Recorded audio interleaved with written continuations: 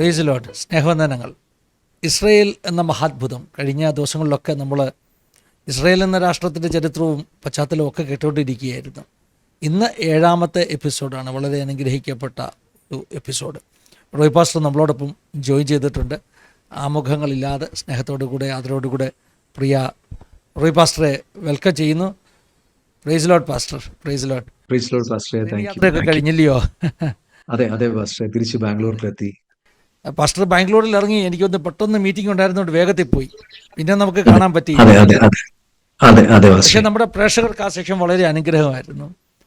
കാരണം അതിനകത്ത് നമ്മൾ ദൈവത്തിൻ്റെ ഒരു വലിയ കരുതൽ അനുഭവിച്ചു. യാദൃച്ഛികമായിട്ടല്ല, ദൈവം തന്നെ നിയോഗിച്ചതാണെന്ന് മനസ്സിലാക്കാനൊക്കെ ഇടയായിട്ടുണ്ട്. പാസ്റ്റർ, ഇന്ന് നമ്മൾ കഴിഞ്ഞ പ്രാവശ്യം പറഞ്ഞതുമായിട്ട് വളരെ ബന്ധമുള്ള കാര്യങ്ങളാണ് ചർച്ച ചെയ്യുന്നത്, അല്ലേ? അതെ, തീർച്ചയായിട്ടും. അസിറിയ, അശൂരിനെ കുറിച്ചൊക്കെ മെൻഷൻ ചെയ്യാനിടയായി തീർന്നു. ഇസ്രായേലിലെ പ്രവാസങ്ങളെക്കുറിച്ച് മെൻഷൻ ചെയ്യാനിടയായി തീർന്നു. എന്നാൽ ഈ കഴിഞ്ഞ വീക്കിൽ നമ്മളൊക്കെ കേൾക്കുന്നത് സിറിയയുടെ പതനത്തെക്കുറിച്ചാണ്. അപ്പോൾ സിറിയ, അശൂര്, ഇസ്രായേൽ, ഇങ്ങനെയുള്ള കുറേ കാര്യങ്ങളൊന്ന് കേൾക്കുകയാണെങ്കിൽ അത് പ്രേക്ഷകർക്ക് അനുഗ്രഹമാകും. അതുകൊണ്ട് നമ്മൾ ആ ഒരു ടോപ്പിക്കാണ് ഇന്ന് ഒന്നിച്ച് ചർച്ച ചെയ്യുന്നത്. പാസ്റ്റർക്ക് കുറേ കാര്യങ്ങൾ പറയാനുണ്ട്, അല്ലേ? അതെ പാസ്റ്റർ. എനിക്ക് തോന്നുന്നൊരു അരാമിൻ്റെയും അശൂരിൻ്റെയും ഒക്കെ ഉൽപ്പത്തി മുതൽ പാസ്റ്റർക്ക് കണ്ടിന്യൂ ചെയ്യാം. യെസ് പാസ്റ്ററെ. കർത്താവിന് മഹത്വം. എല്ലാ ഞങ്ങളുടെ പ്രേക്ഷകരെയും യേശു കർത്താവിന്റെ നാമത്തിൽ നിങ്ങളെല്ലാവരെയും വന്ദനം ചെയ്യുന്നു. ഈ ക്ലാസ്സുകളൊക്കെ നിങ്ങൾക്ക് വളരെ അനുഗ്രഹമായി തീരുന്നതിൽ ഒത്തിരി സന്തോഷം. നിങ്ങളുടെ കമന്റുകളിൽ കൂടെയൊക്കെ ഞങ്ങൾ വായിക്കുമ്പോൾ ഞങ്ങൾക്ക് സന്തോഷമുണ്ട്. നിങ്ങളിത് ശ്രദ്ധിക്കുകയും പഠിക്കുകയും അറിയുവാനുള്ള ആഗ്രഹമുള്ളതിൽ ഒത്തിരി സന്തോഷം. സെയിം ടൈം നിങ്ങളിത് മറ്റുള്ളവർക്ക് കൂടെ ഷെയർ ചെയ്യുവാണെങ്കിൽ, നിങ്ങളുടെ സോഷ്യൽ മീഡിയ പേജുകളിൽ കൂടെയൊക്കെ ഷെയർ ചെയ്യുവാണെങ്കിൽ മറ്റുള്ളവർക്കും കൂടി ഇത് വലിയൊരു അനുഗ്രഹമായിരിക്കും. നമ്മൾ കഴിഞ്ഞ ആഴ്ച പറഞ്ഞു നിർത്തിയത് ഇസ്രയേലിന്റെ പ്രവാസത്തെ കുറിച്ചാണ്. ഇസ്രയേൽ എന്ന് പറഞ്ഞ രാജ്യത്തെ കുറിച്ചാണ് നമ്മൾ സംസാരിച്ചുകൊണ്ടിരിക്കുന്നത്.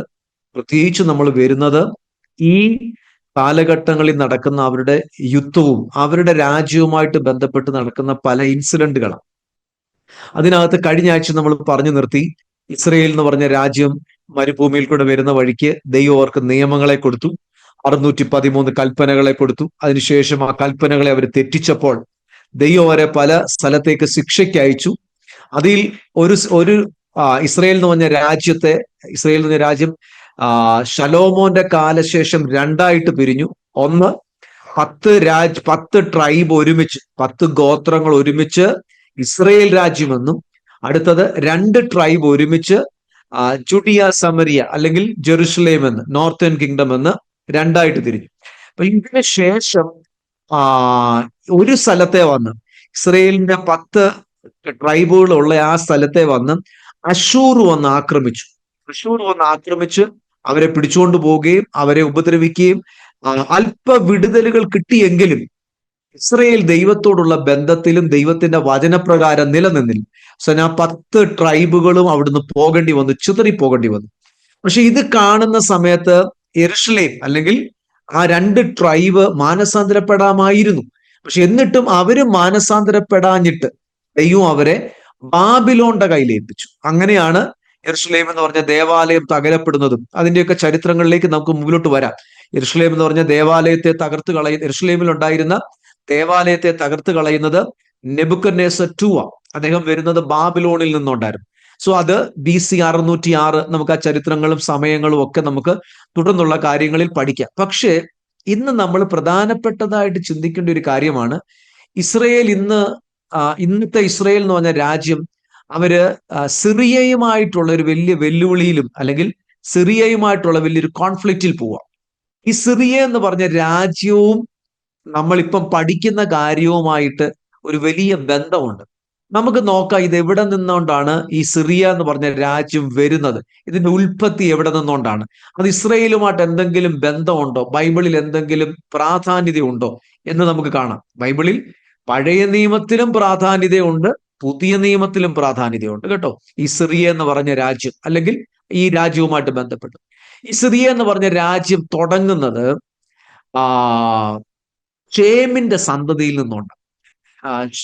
നോഹയുടെ മകനായ ഷേമിന്റെ സന്തതിയിൽ നിന്ന്. ഉൽപ്പത്തി പുസ്തകം അതിനെക്കുറിച്ച് പറഞ്ഞിരിക്കുന്ന ഉൽപ്പത്തി പുസ്തകം എനിക്ക് തോന്നുന്നു 10-ാം അധ്യായം.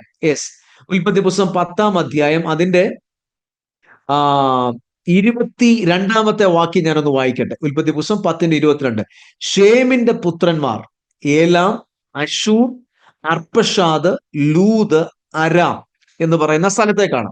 അരാമിന്റെ പുത്രന്മാർ ഊസ്, ഹൂൾ, ഗേദർ, മഷ് എന്നൊക്കെ പറഞ്ഞ് കുറെ സ്ഥലങ്ങൾ കാണാം. അതിനകത്ത് നിങ്ങൾക്ക് 22-ാമത്തെ വാക്യത്തിൽ കാണാം അരാം എന്ന് പറഞ്ഞ സ്ഥലം കാണാം. ഈ അരാം എന്ന് പറഞ്ഞ ഈ ഒരു സ്ഥലം അവിടെ വസിക്കുന്ന ജനത്തെ അർമീനിയൻസ് എന്ന് വിളിച്ചിരുന്നു. അർമീനിയൻസ് ഇവര് ഇങ്ങനെ അവരുടെ സ്ഥലത്തിന്റെ പേര് മാറിയാണ് യഥാർത്ഥത്തിൽ സിറിയ എന്ന് പറയുന്ന ആ സ്ഥലം വരുന്നത്. സിറിയ ഈ അരാമിന്റെ മറ്റു പേര് മാറിയ, സിറിയയും അരാമും അല്ലെ, അരാമിന്റെ പേര് മാറിയാണ് സിറിയായി മാറി വരുന്നത്. ഇതെവിടെയാണ് ലൊക്കേറ്റ് ചെയ്തിരിക്കുന്നത്? നമ്മള് ആദ്യം തുടക്കത്തിൽ പഠിച്ച ഒരു സ്ഥലമായിരുന്നു ഷീനാർ എന്ന് പറഞ്ഞൊരു സ്ഥലം. ഷീനാർ അതാണ് ഒത്തിരി സ്ഥലത്തിന്റെ പേരുകളും ചരിത്രങ്ങളും പഠിച്ചു. ഷീനാർ, കൽദയ പട്ടണമായ ഊര്, പിന്നെന്തോ മെസപ്പത്തോമിയ, എന്നൊക്കെ പറഞ്ഞ് ഒത്തിരി സ്ഥലം പഠിച്ചു. ഇതേ സ്ഥലവുമായിട്ട് അല്ലെങ്കിൽ ഷീനാർ എന്ന് പറയുന്ന ആ സ്ഥലവുമായിട്ട് കിടക്കുന്ന ആ ഒരു സ്ഥലമാണ് അരാം എന്ന് പറയുന്ന സ്ഥലം, മെസപ്പത്തോമിയുമായിട്ട്. ഈ സ്ഥലത്തിന് ഒത്തിരി ബന്ധമുണ്ട്. മെസപ്പത്തോമിയയുടെ മുകൾ ഭാഗം അല്ലെങ്കിൽ മെസപ്പത്തോമിയുടെ അപ്പർ, മെസപ്പത്തോമിയുടെ ലോവർ, ഇങ്ങനെ 2 ഭാഗങ്ങളായിട്ട് തിരിച്ചാൽ പോലും ഈ സ്ഥലത്തിന് ഒത്തിരി പ്രത്യേകതയുണ്ട്. ഞാൻ അതിന്റെ ചില പ്രത്യേകതകളൊക്കെ ഒന്നൊന്ന് ഓടിച്ചു പറയട്ടെ. ഒന്ന് ഞാൻ പറഞ്ഞു, ഇത് നോഹയുടെ മക്കളിൽ നിന്നുകൊണ്ട് വന്ന ഷേമിന്റെ മക്കളിൽ നിന്നുകൊണ്ട് വന്നാണ് അരാം, അല്ലെങ്കിൽ നോഹയുടെ കൊച്ചുമകനായിരുന്നു. ഈ സ്ഥലവുമായിട്ടാണ് അബ്രഹാം പോലും ഇറങ്ങി വരുന്നത്. അബ്രഹാം ഇറങ്ങി വരുന്ന സ്ഥലത്ത് നിങ്ങൾക്ക് ഞാൻ ഒരു വേർഡ് നിങ്ങൾക്ക് കാണിച്ചു തരാം. ഈ യാക്കോബ് ഇസഹാക്കിനെ കളിപ്പിച്ചിട്ട്, അല്ലെങ്കിൽ യാക്കോബ് തന്റെ അപ്പനായ ഇസഹാക്കിനെ കളിപ്പിച്ചിട്ട് ഓടിപ്പോയ സ്ഥലത്തിന്റെ പേര് യഥാർത്ഥത്തിൽ അരാം എന്നായിരുന്നു. അവിടെ ലാബാനെ സംബോധന ചെയ്തേക്കുന്നത് എന്തോന്നറിയാമോ? അരാമ്യനായ ലാബാൻ എന്നായിരുന്നു. അരാമ്യനായ ലാബാൻ. ഇനി നമുക്ക് നോക്കാം, ഈ അബ്രഹാം തന്റെ മകനായ ഇസഹാക്കിന് ഭാര്യയെ എടുക്കാൻ അയക്കുന്ന എവിടോട്ടാ? എന്റെ ദേശക്കാരുടെയും എന്റെ ചാർച്ചക്കാരുടെയും അടുക്കലോട്ട് പോകാനാ. ആ സ്ഥലവും പറഞ്ഞേക്കുന്നത് അരാമെന്ന. പക്ഷെ അബ്രഹാമിന്റെ ചരിത്രങ്ങളിൽ നോക്കുമ്പോൾ തന്റെ ഒരു റൂട്ട് ഈ അരാമിൽ കാണാം. അരാമ്യനായ അല്ലെങ്കിൽ ഈ സ്ഥലത്തിന്റെ റൂട്ട് കാണാം. പക്ഷെ പിന്നീട് ബൈബിളിലേക്ക് വരുമ്പോൾ ഈ അരാം ഇസ്രയേലുമായിട്ട് പല സമയത്തും വിഘടിച്ചു നിൽക്കുകയായിരുന്നു. ഇസ്രയേലിന് പല സമയത്തും പ്രതിസന്ധിയായും തീർന്നിട്ടുണ്ട്. ഇസ്രയേലിനെ ചില രാജാക്കന്മാരെ, പ്രത്യേകിച്ച് ദാവീദ് രാജാവിനെയൊക്കെ ഇടയ്ക്ക് അഭിനന്ദനങ്ങളെ അറിയിക്കാനൊക്കെ വന്ന ചരിത്രങ്ങളുണ്ട്. ഇടയ്ക്ക് അനുകൂലമായിട്ട് നിന്നിട്ടുണ്ട്. പക്ഷെ ഒട്ടുമിക്ക സമയത്തും അരാം എന്ന് പറഞ്ഞ ഈ സ്ഥലം ഇസ്രയേലിന് എതിരായിട്ടായിരുന്നു നിന്നിരുന്നത്. പ്രത്യേകിച്ച് ന്യായാധിപന്മാരുടെ പുസ്തകങ്ങളിൽ നിങ്ങൾക്ക് രാജാക്കന്മാരുടെ പുസ്തകം പഠിക്കുമ്പോൾ ഒരു ബെൻ ഹദദ് എന്ന് പറഞ്ഞൊരു വ്യക്തിയെ കാണാം. ബെൻ ഹദദ് അരാമ്യനായിരുന്നു. ഇങ്ങനെ ഇസ്രയേലുമായിട്ട് പല സമയത്തും ഇസ്രയേലിന്റെ എതിരെ 90% സമയത്തും ഇസ്രയേലിന് എതിരെ നിന്ന ഒരു സ്ഥലം കൂടെയായിരുന്നു. ഇനി ബൈബിളിൽ മറ്റൊരു ചരിത്രം കൂടെ നമുക്ക് നോക്കുവാണെങ്കിൽ, ഇസ്രയേൽ എപ്പോഴൊക്കെ പാപം ചെയ്തിട്ടുണ്ടോ ആ സമയത്തൊക്കെ ഇസ്രയേലിനെ തിരിച്ചു പിടിക്കാൻ, അല്ലെങ്കിൽ ഇസ്രയേലിനെ ഒന്ന് ഒരു ചെറിയൊരു പണിഷ്മെന്റിൽ കൂടെ കടത്തിവിട്ട് ശത്രുവിന്റെ കയ്യിൽ ഏൽപ്പിച്ച് അവർ മാനസാന്തരപ്പെട്ട് മടങ്ങി വരാൻ ദൈവം ഈ അരാമിനെ ഉപയോഗിച്ചിട്ടുമുണ്ട്. ഈ അരാമിനെ ഉപയോഗിക്കുന്നതായിട്ട് കാണാം. ഇനി നമുക്ക് യാക്കോബിന്റെ ചരിത്രം പഠിക്കുമ്പോൾ യാക്കോബ് ഒത്തിരി നാളുകൾ പദനരാമിൽ ചെലവഴിച്ചു എന്ന് കാണാം. ആ പദനരാം എന്ന് പറഞ്ഞ സ്ഥലം ഇന്നത്തെ ഭാഷയിൽ പറഞ്ഞാൽ സിറിയയില് തന്റെ കുടുംബമൊക്കെ അവിടെയായിരുന്നു. ഇനി നമുക്ക് കാണാം, ശരിക്കും പറഞ്ഞ പദനരാം എന്നൊക്കെ പറഞ്ഞ സ്ഥലം മെസപ്പത്തോമിയയുമായിട്ട് കണക്റ്റഡ് ആയിരുന്നു. നമുക്ക് ആ വാക്യങ്ങളൊക്കെ ഒന്ന് നോക്കിയിട്ട് പോകാം. ഉൽപ്പത്തി പുസ്തകം 25-ാം അധ്യായത്തിന്റെ 20-ാമത്തെ വാക്യം നമുക്ക് നോക്കാം. ഉൽപ്പത്തി പുസ്തകം 25-ന്റെ 20-ാമത്തെ വാക്യം നോക്കിയേ. ഇസഹാക്കിന് 40 വയസ്സായപ്പോൾ അവൻ പദനരാമിലുള്ള അരാമ്യനായ ബെഥുവേലിന്റെ പുത്രിയും അരാമ്യനായ ലാബാന്റെ സഹോദരിയുമായ റിബേക്കയെ ഭാര്യയായി പരിഗ്രഹിച്ചു. നോക്കിയേ, ഇവരെല്ലാം അബ്രഹാമിന്റെ സന്തതികൾ, അബ്രഹാം വരുന്ന ഒരു സ്ഥലത്തിന് വേണമെങ്കിൽ പതനരാം അല്ലെങ്കിൽ ഇന്നത്തെ സിറിയ എന്ന് വേണമെങ്കിൽ ആ സിറിയയുടെ റീജിയൻ ആയിരുന്നു കേട്ടോ. എക്സാക്ട്ലി സിറിയയുടെ സെൻട്രൽ പോർഷൻ എന്ന് പറയാൻ പറ്റത്തില്ല, പക്ഷെ സിറിയയുടെ റീജിയൻ ആയിരുന്നു. ഇനി നമുക്ക് കാണാം ഉൽപ്പത്തി പുസ്തകം 28 2-ാം അധ്യായത്തിൽ കാണാം. ഇനി അത് മാത്രമല്ല, മറ്റൊരു കാര്യം കൂടെ ഞാനൊന്ന് നിങ്ങളെ ഒന്ന് കാണിക്കട്ടെ. ഇസ്രയേലിനെ ശപിക്കാൻ വരുന്ന ഈ ബിലയാം ബാലാക്ക്, ആ ചരിത്രം നിങ്ങൾ വായിച്ചിട്ടുണ്ടായിരിക്കാം. അദ്ദേഹം വരുന്നത് പോലും ഈ മെസപ്പൊത്തോമിയയും സിറിയയുമായിട്ടൊക്കെ ബന്ധപ്പെട്ട അരാമുമായിട്ട് കണക്റ്റഡാ. അതിനെക്കുറിച്ച് പറഞ്ഞിരിക്കുന്ന വാക്യം ആവർത്തന പുസ്തകം 23-ാം അധ്യായം. ആവർത്തന പുസ്തകം 23-ാം അധ്യായത്തിന്റെ 7-ാം വാക്യം ഒന്ന് ഞാൻ വായിച്ചു കേൾപ്പിക്കട്ടെ ദൈവമക്കളെ. ആവർത്തന പുസ്തകം 23-ന്റെ 4. ആവർത്തന പുസ്തകം 23-ന്റെ 4. നിങ്ങൾ മിസ്രൈമിൽ നിന്ന് വരുമ്പോൾ അവർ അപ്പവും വെള്ളവും കൊണ്ട് വഴിയിൽ നിങ്ങളെ വരവേൽക്കാതെ കൊണ്ടും നിന്നെ ശപിപ്പാൻ അവർ മെസപ്പൊത്തോമിയയിലെ എദോരിൽ നിന്ന് ബെയോരിന്റെ മകനായ ബിലയാമിനെ നിനക്ക് വിരോധമായി കൂലിക്ക് വിളിച്ചതും കൊണ്ട് തന്നെ. നോക്കിയേ, അവിടെ പറഞ്ഞിരിക്കുന്ന മെസപ്പൊത്തോമിയയിലെ എദോരിൽ നിന്നു ബെയോരിന്റെ മകനായ ബിലയോമിനെ. ഇനി സംഖ്യാപുസ്തകം 23-ന്റെ 7 കൂടെ ഞാനൊന്ന് വായിക്കട്ടെ. സംഖ്യാപുസ്തകം 23-ന്റെ 7. സംഖ്യാപുസ്തകം 23-ന്റെ 7. ഇപ്പോൾ അവർ സുഭാഷിതം ചൊല്ലിത്തുടങ്ങിയത്, ബാലാക്ക് എന്നെ അരാമിൽ നിന്നും. നോക്കിയേ, ബാലാക്ക് എന്ന് പറഞ്ഞ മോവാബിയ രാജാവ് എന്നെ അരാമിൽ നിന്നും, മോവാബ് രാജാവ് പൂർവ്വ പർവ്വതങ്ങളിൽ നിന്നും വരുത്തി. നോക്കിയേ, ഈ പൂർവ്വ പർവ്വതങ്ങൾ എന്നൊക്കെ പറയുന്നത് ഏത് സ്ഥലത്തെ കുറിച്ചായിരിക്കും? ഇന്ന് കോൺഫ്ലിക്റ്റ് നടക്കുന്ന ആ ഒരു സ്ഥലത്തെ കുറിച്ചായിരിക്കും. നീ ചെന്ന് യാക്കോബിനെ ശപിക്കുക, ഇസ്രയേലിനെ പ്രാകുക. എവിടുന്ന ബിലയാം വന്നത്? അരാമിൽ നിന്ന് വരുത്തിയെന്ന. അരാമിൽ നിന്ന്, മെസപ്പൊത്തോമിയയിൽ നിന്ന് ആവർത്തന പുസ്തകത്തിൽ കാണാം. അപ്പൊ നോക്കിക്കേ, ബൈബിളിനകത്ത് ഒത്തിരി പ്രാധാന്യത. ഇനി പുതിയ നിയമത്തിനകത്തുള്ള പ്രാധാന്യം 1-2 കാര്യങ്ങൾ നമ്മൾ നോക്കിയിട്ട് വരാം. പുതിയ നിയമത്തിനകത്ത് പോലും നോക്കിയേ, ഭയങ്കര സിഗ്നിഫിക്കന്റ് സിറിയ എന്ന് പറഞ്ഞ സ്ഥലത്തിന്. ആവർത്തന പുസ്തകം അപ്പോസ്തല പ്രവൃത്തിയുടെ പുസ്തകം 11-26. അപ്പോസ്തല പ്രവൃത്തി 11-26 പറയുന്ന വാക്യം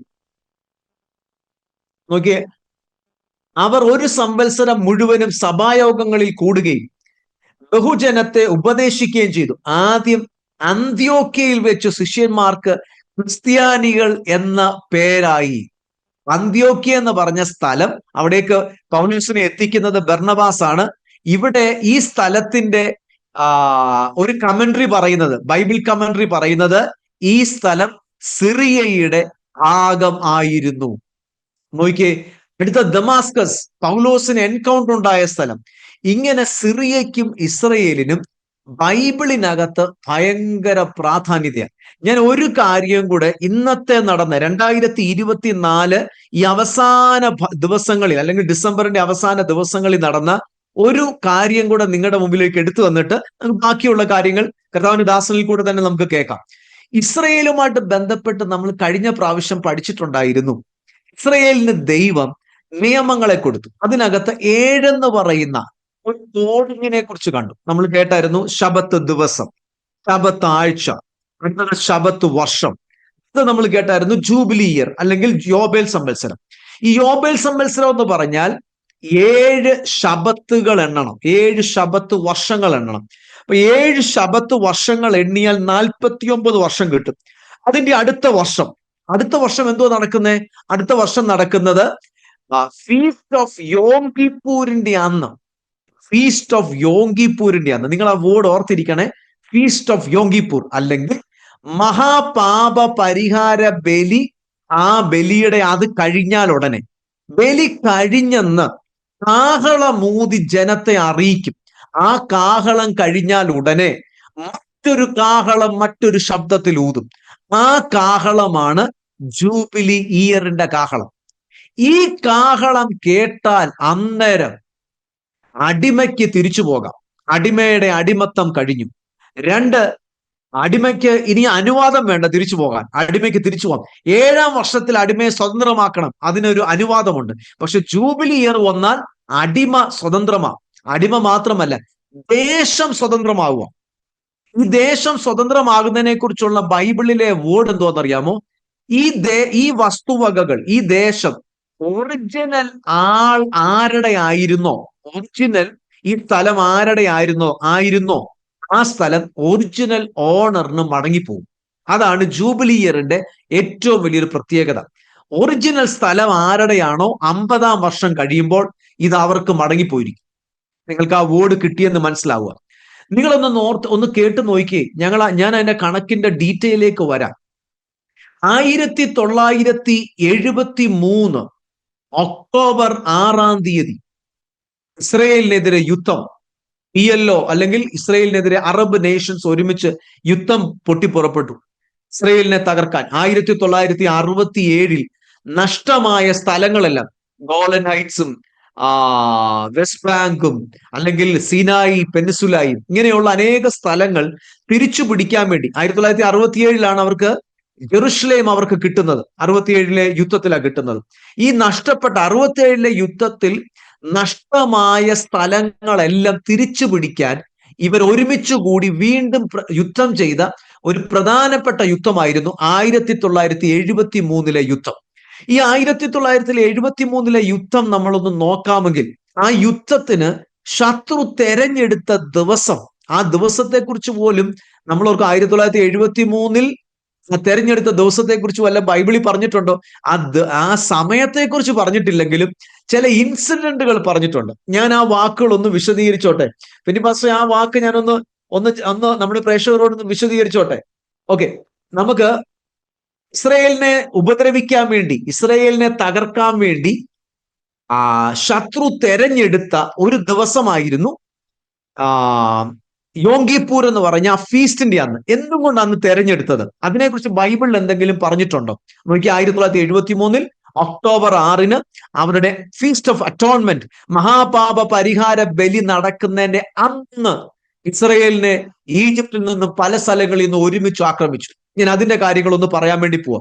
നോക്കിക്കേ, പുറപ്പാട് പുസ്തകത്തിൽ BC 3500 ഇസ്രയേലിനെ ദൈവം മിസ്രൈമിൽ നിന്ന് നടത്തിക്കൊണ്ടുവരുന്ന വഴിയിൽ അവർക്ക് ദൈവം കൊടുത്ത ഇൻസ്ട്രക്ഷന്റെ കൂട്ടത്തിലുള്ള ഒരു ഇൻസ്ട്രക്ഷൻ ഞാനൊന്ന് വായിക്കാൻ വേണ്ടി പോവാം. പുറപ്പാട് പുസ്തകം 34-ാം അധ്യായത്തിന്റെ 23-ാമത്തെ വാക്യം. അവിടെ ഇപ്രകാരം പറഞ്ഞേക്കുന്നത്: സംവത്സരത്തിൽ 3 പ്രാവശ്യം പുരുഷന്മാരൊക്കെയും ഇസ്രയേലിന്റെ ദൈവമായി യഹോവയായ കർത്താവിന്റെ മുമ്പാകെ വരേണം.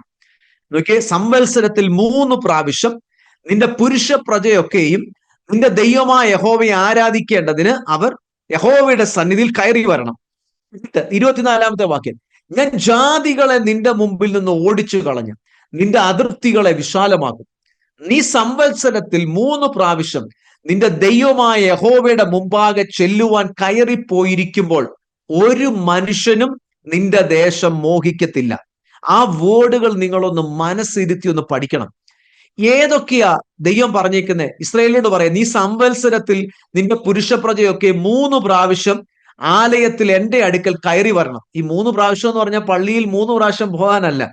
പക്ഷെ അവിടെ പ്രധാനപ്പെട്ടതായിട്ട് ദൈവം പറഞ്ഞേക്കുന്നത്, അധ്യായം പഠിക്കുമ്പോൾ കാണാം, 3 ഫീസ്റ്റുകൾ നിങ്ങൾക്ക് ഒരിക്കലും ഉപേക്ഷയായി വിചാരിക്കൽ.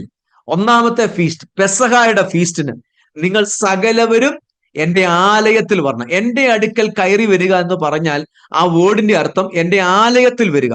ഇസ്രായേലിന്റെ ആലയം അവരുടെ പാളയത്തിന്റെ മധ്യേ, സമാഗമന കൂടാരമുള്ളത് അവരുടെ പാളയത്തിന്റെ മധ്യേ. നിങ്ങൾ എന്റെ ആലയത്തിൽ വരണം, മധ്യേ വരണം. നമുക്ക് നോക്കാം, ഇസ്രായേലിന്റെ പാളയങ്ങൾ അന്ന് പുറപ്പാട് 34 സെറ്റ് ആയിട്ടില്ല, ഒന്ന് അറേഞ്ച് ആയിട്ടില്ല. എന്നാൽ പോലും ഇവരുടെ പാളയങ്ങൾക്ക് എത്ര വലിപ്പം ഉണ്ടെന്നറിയാമോ? സമാഗമന കൂടാരം സെറ്റ് ചെയ്ത്, ഡൊല്ലിംഗ് സിസ്റ്റവും സെറ്റ് ചെയ്ത് കഴിഞ്ഞപ്പോഴത്തേന് ഇവരുടെ പാളയത്തിന്റെ വിസ്തീർണം ടോട്ടലി 12 സ്ക്വയർ മൈലായിരുന്നു. 12 square mile. ഒന്ന് നോർത്തേ, ഈ 12 സ്ക്വയർ മൈൽ വിസ്താരമായിട്ട് ഏകദേശം 30 ലക്ഷം വരുന്ന ജനമുണ്ട്. ഇവർ സെന്റർ ഇവരുടെ പുരുഷന്മാരെല്ലാം, എന്തോ ഈ പുരുഷന്മാരുടെ കണക്ക് നിങ്ങൾക്കറിയാം, 20 വയസ്സ് തൊട്ട് മുകളിലോട്ട് പ്രായമുള്ള യുദ്ധസന്നദ്ധരായിരുന്നവരെ വിളിക്കുന്ന പേരാ പുരുഷന്മാർ, അല്ലെങ്കിൽ യുദ്ധസന്നദ്ധരായ പുരുഷന്മാരെന്ന് വിളിക്കുന്നത്. ഇവരായിരുന്നു നിർബന്ധമായിട്ടും യുദ്ധം അറിയാവുന്നവർ മൊത്തം എവിടെ വരണം? സമാഗമന കൂടാരത്തിന്റെ മധ്യ വരണം. അപ്പൊ ദൈവോടെ പറയുക, നീ സംവത്സരത്തിൽ 3 പ്രാവശ്യം നിർത്തിയിട്ടും വരണം, എന്റെ അടുക്കൽ വരണം. അത് വരുമ്പോൾ നീ പേടിക്കണ്ട. നിനക്കൊരു ചിന്ത കാണാം, നിന്റെ ഭാര്യമാരും അല്ലെങ്കിൽ സഹോദരന്മാരും സഹോദരിമാരും കുഞ്ഞുങ്ങളും പ്രായമുള്ളവരും ഒക്കെ ഈ പാളയത്തിന്റെ ചുറ്റിലുള്ളല്ലോ. ഇപ്പൊ ഞങ്ങളുടെ ദേശത്തേക്ക് ഒരു ആക്രമണം വന്നാൽ ഞങ്ങളെ ആര് സംരക്ഷിക്കും? ഞങ്ങൾ പുരുഷന്മാരെല്ലാവരും ഇവിടെ ദൈവത്തിന്റെ അടുക്കലാണല്ലോ. അന്ന് അവർക്ക് സാറ്റലൈറ്റ് ഒന്നുമില്ല. ഞാൻ പറയുന്ന ഇസ്രായേലിനെ മരുഭൂമി നടത്തിക്കൊണ്ട് വരുമ്പോഴാണ്. പക്ഷെ ദൈവം പറയുന്ന വേർഡ് കേട്ടോ, 24-ാമത്തെ വാക്യത്തിൽ, ഞാൻ ജാതികളെ നിന്റെ മുമ്പിൽ നിന്ന് ഓടിച്ചു കളഞ്ഞ് നിന്റെ അതിർത്തികളെ വിശാലമാക്കും. ഈ സംവത്സരത്തിൽ 3 പ്രാവശ്യം നിന്റെ ദൈവമായ യഹോവയുടെ മുൻപാകെ ചെല്ലുവാൻ കയറിപ്പോയിരിക്കുമ്പോൾ ഒരു മനുഷ്യനും നിന്റെ ദേശം മോഹിക്കത്തില്ല. എന്റെ ഇന്നത്തെ ഭാഷയെ പറഞ്ഞാൽ, നിനക്ക് സാറ്റലൈറ്റും ഇല്ല, നിനക്കൊരു ടെക്നോളജിയും ഇല്ലല്ലോ. നീ സ്വസ്ഥമായിട്ട് പോയി, നീ ആ സമാഗമന കൂടാരത്തിൽ പോയി ഹൃദയം തുറന്ന് നീ ദൈവത്തെ ആരാധിച്ചു. നിന്റെ ശത്രു ഈ സമയത്ത് അവന്റെ ഹൃദയത്തിൽ തോന്നല് പോലും ഇടാതെ, ഞാൻ ആ കാര്യം നോക്കിക്കോളാം, നിന്നെ ആക്രമിക്കത്തില്ല. അഥവാ ആക്രമിക്കാനെങ്ങാണം വന്നാൽ നിന്റെ അതിര് വിശാലമാകാൻ വേണ്ടി. നോക്കിയ സംവത്സരത്തിൽ 3 പ്രാവശ്യം വരണം. ഒന്നാമത്തെ പെസഹായുടെ അന്ന്, രണ്ടാമത്തെ പെൻഡക്കോസ് ഫീസ്റ്റിന്റെ അന്ന്, മൂന്നാമത്തെ വരണ്ടിയത് കൂടാര പെരുന്നാളിന്. പക്ഷെ ഇസ്രായേലിന്റെ ചരിത്രം പഠിക്കുമ്പോൾ കാണാം, ഇവർ പെസഹായിക്കായിട്ട് ഒറ്റയ്ക്ക് വരത്തില്ല. പെസഹായും ആദ്യഫല പുളിപ്പില്ലാത്ത അപ്പത്തിന്റെ പെരുന്നാളും ആദ്യഫല കറ്റ പെരുന്നാളും ഒരുമിച്ച 1-ാം മാസത്തിന്റെ 14, 15 തൊട്ട് തുടർന്നുള്ള, അല്ലെങ്കിൽ 18, 14, 15, 18 ഇങ്ങനെയാണ് നടക്കുന്നത്. ഞാൻ 18 ഡേറ്റ് പറഞ്ഞ ഒരു സംശയം വരാം, പക്ഷെ നിങ്ങൾ പഠിച്ചു നോക്കുക. ആദ്യഫല കറ്റയുടെ പെരുന്നാൾ നടക്കുന്നത് ഏകദേശം 18-ാം തീയതി വരും, യഹൂദന്മാരുടെ കൾച്ചറുകൾ കൂടെ പഠിച്ചാൽ. അപ്പൊ ആദ്യത്തെ 3 ഫീസ്റ്റുകൾ ഒരുമിച്ച. ഇവർ പെസഹായിക്കാൻ വേണ്ടി മാത്രമായിട്ട് വരത്തില്ല, 3 കൂടെ ഒരുമിച്ച് വന്നിട്ടേ പോകത്തുള്ളൂ. ഇനി മറ്റൊരു ഫീസ്റ്റ് പെൻഡക്കോസ് ഫീസ്റ്റാ. പെൻഡക്കോസ് ഫീസ്റ്റ് നടക്കുന്നത് 3-ാം മാസമാണ്. കഴിഞ്ഞ ആഴ്ച ഫിന്നിപ്പാസും തൊട്ട് പറഞ്ഞായിരുന്നു, നമ്മൾ ഉള്ളത് സോളാർ കലണ്ടറിലാണ്. ബൈബിളും യഹൂദന്മാരും അവരുടെ റിലീജിയസ് ഫീസ്റ്റുകളും എല്ലാം പോകുന്നത് സോളാർ കലണ്ടറിലല്ല, ലൂണാർ കലണ്ടറിലാണ് അവര് പോകുന്നത്. ഞാൻ 3-ാം മാസം എന്ന് പറയുമ്പോൾ അവരുടെ കലണ്ടർ പ്രകാരം, എന്ന് വെച്ചാൽ ലൂണാർ, മൂന്നിനെ ഡിപ്പെൻഡ് ചെയ്തുള്ള കലണ്ടർ, അത് 3-ാം മാസം. അവിടെയാണ് പെൻഡക്കോസ് ഫീസ്റ്റ് വരുന്നത്. പുരുഷന്മാരെല്ലാം കൂടെ കയറി വരണം. ഇനി 3-ാമത് വരേണ്ടി എന്നാണെന്നറിയാമോ? 7-ാം മാസത്തിലെ ഫീസ്റ്റിന്. അല്ലെങ്കിൽ പ്രധാനപ്പെട്ടതായിട്ട് ഇവർ 7-ാം മാസം വരുമ്പോഴും പ്രധാനപ്പെട്ട ഒരു ഫീസ്റ്റാണ് ഫീസ്റ്റ് ഓഫ് അറ്റോൺമെന്റ്, അല്ലെങ്കിൽ അവരുടെ ഭാഷയെ വിളിച്ചാൽ യോം കിപ്പൂർ. ഈ പുരുഷന്മാരെല്ലാം ഇവിടെ കാണണം. എവിടെ കാണണം? സമാഗമന കൂടാരത്തിൽ കാണണം. അപ്പം എന്തു പറ്റിയെന്നറിയാമോ? ദൈവം അന്നേ അവിടെ ആ വാക്യത്തിൽ, ആ പുറപ്പാട് പുസ്തകം 34-ാമത്തെ വാക്യത്തിൽ അവിടെ ഒരു ഇൻസ്ട്രക്ഷനുമുണ്ട്, അവിടെ ഒരു വാണിങ്ങും ആ വാക്യത്തിൽ കിടപ്പുണ്ട്. നീ എന്റെ അടുക്കൽ കയറി വരണം. ഇതൊരു ഇൻസ്ട്രക്ഷനാ, ഒരു കമാൻഡ്മെന്റാ. പക്ഷേ അവിടെ ഒരു വാണിങ് കിടപ്പുണ്ട്. നിന്റെ ദേശം ശത്രുക്കൾ മോഹിക്കത്തില്ല. നീ എന്റെ അടുക്കലാ വന്ന് ആരാധിക്കുന്നതെങ്കിൽ ഞാൻ നിന്റെ കാര്യം, നിന്റെ അതിരുകളെ ഞാൻ നോക്കിക്കോളാം, ഞാൻ വിശാലമാക്കിക്കോളാം. അവിടെ അങ്ങനെ ഒരു വാണിങ് കിടപ്പുണ്ട്. നിങ്ങൾ ഞാൻ പറയട്ടെ, 1973 ഒക്ടോബർ 6 എന്ന് പറയുമ്പോൾ ലൂണാർ കലണ്ടർ പ്രകാരം ഇസ്രയേലിന്റെ യോം കിപ്പൂർ നടക്കുന്ന ദിവസമാണ്. ഇസ്രയേലിന്റെ 6-ാമത്തെ ഫീസ്റ്റ് നടക്കുന്ന ദിവസമാണ്. ശത്രു അവരെ ആക്രമിക്കാൻ തെരഞ്ഞെടുത്ത ദിവസം, പുരുഷന്മാരാരും ബൗണ്ടറിയിൽ ഇല്ലാത്ത ദിവസമാണ്. എത്ര ഇമ്പോർട്ടന്റാ! പുരുഷന്മാരാരും അവിടെ ബൗണ്ടറിയിൽ ഇല്ലാത്ത സമയം നോക്കി ഇസ്രയേലിന്റെ 8 പോസ്റ്റുകളെ, അവരുടെ പല സ്റ്റേഷനുകളെ ആക്രമിച്ചു. പെട്ടെന്ന് അതിന്റെ ചരിത്രങ്ങളൊക്കെ ഞാൻ ചുരുക്കി പറയട്ടെ. പെട്ടെന്ന് ഇസ്രയേലിന്റെ ഫീസ്റ്റുകൾ കഴിഞ്ഞ ഉടനെ തന്നെ അവിടെ റബിമാരും അവരുടെ പൊളിറ്റിക്കൽ എല്ലാവരും കൂടെ ചേർന്ന് ആലോചിച്ചിട്ട് അവര് തിരിച്ചു പോവാം. 48 മണിക്കൂറിനകം, വിത്തിൻ 48 അവേഴ്സിനകം ഇസ്രയേലിനെ from the face of the earth washed out Israel എന്ന് പറഞ്ഞ സ്ലോഗൻ അവർ മുഴക്കി പറഞ്ഞത്. 48 മണിക്കൂറിനകം ഇസ്രയേൽ ഭൂമിയുടെ മുഖത്ത് ഇല്ലാതെ വണ്ണം തുടച്ചു കളയുക എന്നായിരുന്നു PLOയുടെ അന്നത്തെ നേതാവായിരുന്ന ഈജിപ്തിന്റെ പ്രധാനമന്ത്രിയായിരുന്ന നാസർ, അദ്ദേഹം അങ്ങനെ ആയിരുന്നു അദ്ദേഹത്തിന്റെ പേര്, അദ്ദേഹം പറഞ്ഞത്. പക്ഷെ ഇസ്രയേൽ എന്ത് കിട്ടുന്നറിയാമോ? ഇവരുടെ ഫീസ്റ്റ് കഴിഞ്ഞു. ഏത് ഫീസ്റ്റ്? മഹാപാപ പരിഹാര ബലി. അത് കഴിഞ്ഞതോടുകൂടെ ഇവരുടെ ചരിത്രങ്ങൾ പറയുക, ഇവർക്ക് ദൈവത്തിൽ നിന്നൊരു എൻകൗണ്ടർ നടന്നു. ഇവർ പ്രത്യേകിച്ച് അന്ന് ദൈവസന്നിധിയിൽ ഉപവസിച്ച് പ്രാർത്ഥിക്കുന്ന ദിവസമാണ്, ആത്മതമനം ചെയ്യുന്ന ദിവസമാണ്. നിങ്ങൾക്ക് ഈ വാക്യങ്ങളെല്ലാം, ഈ ചരിത്രങ്ങളെല്ലാം കണക്ട് ചെയ്ത് പഠിക്കുമ്പോഴേ കിട്ടത്തുള്ളൂ. ലേവ്യ പുസ്തകം 16 അവിടെ പറയുന്നതാണ് ഫീസ്റ്റ് ഓഫ് യോം കിപ്പൂരിന്റെ പ്രമാണം. ലേവ്യ പുസ്തകം 16 പറയുന്ന അവിടെ ആത്മതമനം ചെയ്യണം. ഇവർക്ക് ദൈവത്തോടൊരു എൻകൗണ്ടർ നടന്നു. 48 മണിക്കൂർ ഇസ്രയേലിന് കൊടുത്തത് പാസ്റ്ററെ. പക്ഷെ 24 മണിക്കൂറിനകാണ്ടാകും മൊത്തം ഇസ്രയേലിനെതിരെ നിന്ന രാജ്യങ്ങളെ, പ്രത്യേകിച്ച് ഈജിപ്തിനെ അവരടിച്ചു തകർത്തു. അതെന്നാ നടത്തേ? 1973. അന്ന് ഇസ്രയേലിന് ഈ സ്ഥലങ്ങളൊക്കെ 67 പിടിച്ചെടുത്ത സ്ഥലങ്ങൾ കൊടുക്കേണ്ടി വന്നു. ഞാൻ പിന്നീടത്തെ ക്ലാസ്സുകളിൽ വരുമ്പോൾ ഇതിന്റെ എല്ലാം ഡീറ്റെയിൽ PPT കാണിച്ചു പറയാം.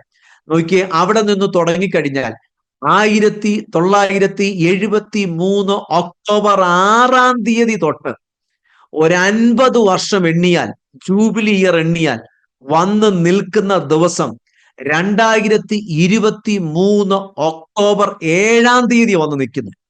6 അല്ല, 7 നിൽക്കുന്നത്. 7 ഒരിക്കൽ കൂടെ ഡേറ്റ് പറയട്ടെ. 1973 ഒക്ടോബർ 6 തൊട്ട് തുടങ്ങി 50 വർഷം കാൽക്കുലേറ്റ് ചെയ്താൽ, ജൂബിലി ഇയർ കാൽക്കുലേറ്റ് ചെയ്താൽ വന്ന് നിൽക്കുന്നത് 2023 ഒക്ടോബർ 6 അല്ല, ഒക്ടോബർ 7. എന്തുവാ 2023 ഒക്ടോബർ 6 സംഭവിച്ച്? 6 ഇവരുടെ ആ മ്യൂസിക് ഫെസ്റ്റിവൽ നടക്കുന്നിടത്തോട്ട് ഹമാസ് ഇറങ്ങി വന്നു. ഗ്ലൈഡറിലും ബൗണ്ടറി തുറന്നുമൊക്കെ ഇറങ്ങി വന്നു. ഇവരെ പിടിച്ചോണ്ട് പോവുകയും 7 ഇസ്രയേൽ യുദ്ധം ഡിക്ലെയർ ചെയ്തു. ആ യുദ്ധം ഡിക്ലെയർ ചെയ്ത അന്ന് അവര് പറഞ്ഞ ഒരു സ്പിരിച്വൽ, അവരുടെ റബിമാര് ഡിക്ലെയർ ചെയ്ത ഒരു കാര്യമാണ്. അവരുടെ യുദ്ധത്തിനൊക്കെ നിങ്ങൾക്കറിയാം, കാഹളമൂതുന്ന പ്രധാനപ്പെട്ട ഒരു ഭാഗമുണ്ട്. അവർ യുദ്ധത്തിന് പോകുന്ന ഓരോ സമയത്ത് കാഹളമൂതും. അവർ പറഞ്ഞൊരു വേർഡ്, ഇത് ഞങ്ങളുടെ ജൂബിലി ഇയർ ആയതുകൊണ്ട്. ഞങ്ങളുടെ സ്ഥലമായിരുന്നു ഗസ. ഞാൻ അതിന്റെ കണക്കുകൾ പിന്നീട് എടുത്തു തരാം. ഞങ്ങളുടെ സ്ഥലമായിരുന്നു ഗസ. ഈ ഗസ ഈ യുദ്ധം കഴിയുമ്പോൾ ഞങ്ങളുടേതായി തീരും. കാരണം ബൈബിളിന്റെ പ്രമാണം അത്. നഷ്ടപ്പെട്ട സ്ഥലം ഒറിജിനൽ ഓണറിന് മടക്കി വരും. ഒറിജിനൽ ഓണറിന് മടങ്ങി വരും. ഇന്ന് നോക്കിക്കേ, 2024 ഡിസംബർ എത്തിയപ്പോൾ ഗസ ഇപ്പോൾ ആരുടേതായി? ബെഞ്ചമിൻ നെതന്യാഹു പറയാ, ഇനി ഒരിക്കലും അവിടെ ഹമാസ് ഭരിക്കത്തില്ല. ഇനി ഒരിക്കലും ഹമാസ് അവിടെ ഭരിക്കത്തില്ല. നോക്കിയേ, 73 ഈ സ്ഥലം യുദ്ധം കഴിഞ്ഞിട്ട് തിരിച്ചു കൊടുത്തതാ, ഇസ്രയേൽ തിരിച്ചു കൊടുത്തതാ. പക്ഷേ ആ യുദ്ധത്തിന്റെ 1973 യുദ്ധത്തിന്റെ മറ്റൊരു റിഫ്ലക്ഷൻ ആയിരുന്നു 74 ഇസ്രയേൽ സിറിയ പീസ് എഗ്രിമെന്റ് അല്ലെങ്കിൽ എഗ്രിമെന്റ്. ഗോലൻ ഹൈറ്റ്സിനകത്തുള്ള അല്ലെ ആ മലനിരകളുടെ ഒരു നിയന്ത്രണം. മിക്കവാറും ഭാഗങ്ങൾ 2/3 ഭാഗം ഇസ്രയേലിന്റെ കയ്യിലായി. കുറെ ബഫർ സോൺ ഉണ്ട്. ബാക്കി സ്ഥലം ഇസ്രയേൽ വിട്ടുകൊടുത്തു. അവർ പറഞ്ഞ അവർക്ക് വേണ്ടി വിട്ടുകൊടുത്തു. പക്ഷേ 1974 പീസ് എഗ്രിമെന്റ് നടന്നേ. 1974 2024 ഡിസംബർ വന്നപ്പം അതിന്റെയും 50 വർഷം കഴിഞ്ഞു. ഇപ്പൊ നോക്കിക്കേ, ഇസ്രയേൽ അതിനെ കയറി പിടിച്ചു. എന്നിട്ട് പറഞ്ഞു 50 വർഷം കംപ്ലീറ്റ് ആയി, ഗോലൻ ഹൈറ്റ്സിന്റെ സ്ഥലം ഞങ്ങൾ കയറി പിടിച്ചു. ഇത് എക്സാക്ട്ലി കറക്റ്റ് സമയത്ത് അവിടുത്തെ പൊളിറ്റിക്കൽ കാര്യങ്ങൾ ചേഞ്ച് ആയി. പക്ഷെ ഇതൊക്കെ ദൈവം ചെയ്യുന്നതല്ലെങ്കിൽ പിന്നെ ആര് ചെയ്യുന്നതാ? ട്രംപ് ചെയ്യുന്നതാണോ? നമ്മുടെ പ്രിയ പ്രധാനമന്ത്രി നരേന്ദ്രമോദി ചെയ്യുന്നതാണോ? ഇവരാരും ചെയ്യുന്നതല്ല. ഉയരത്തിലെ ദൈവം സകലവും നിയന്ത്രിക്കുന്നതാണെന്നുള്ളതിന് ഇതിനെക്കാട്ടിലും കൂടുതൽ തെളിവുകൾ സമയങ്ങളിൽ കൂടെ, ചരിത്രങ്ങളിൽ കൂടെ, പല UN ഇടപെടലുകളിൽ കൂടെ ഇതൊക്കെ നോക്കിക്കഴിഞ്ഞാൽ ഇവരറിയുന്നില്ല. നമ്മൾ പലപ്പോഴും പറയും സ്ക്രിപ്റ്റ് വായിച്ചിട്ട് നാടകം കളിക്കുന്നത് പോലെയാ നമ്മളൊക്കെ പലപ്പോഴും ദൈവത്തിന്റെ പല കാര്യപരിപാടികളിൽ. പക്ഷെ ദൈവത്തെ സ്നേഹിക്കുന്നവർക്ക്, ദൈവത്തിന്റെ പ്രവാചകന്മാർക്ക്, ദൈവത്തിന്റെ ദാസന്മാർക്ക് അവൻ സകലവും മുമ്പേ അറിയിച്ചു കൊടുക്കുമെന്ന്. അപ്പൊ സിറിയയ്ക്ക് ബൈബിൾ പ്രകാരം പാസ്റ്റർ ഭയങ്കര പ്രാധാന്യതയുണ്ട്. ഇന്ന് സിറിയയുടെ സ്ഥലം ഗോലൻ ഹൈറ്റ്സ് അത് ഇസ്രയേൽ തിരിച്ചു പിടിച്ചു. എന്തുകൊണ്ട് തിരിച്ചു പിടിച്ചു? അവര് യൂസ് ചെയ്യുന്ന പറയുന്ന ഒരു വേർഡ് ഉണ്ട്. 1974 ആ എഗ്രിമെന്റ് ക്യാൻസൽ ആയി കഴിഞ്ഞു. എങ്ങനെ കഴിഞ്ഞു? 50 വർഷം എത്തി.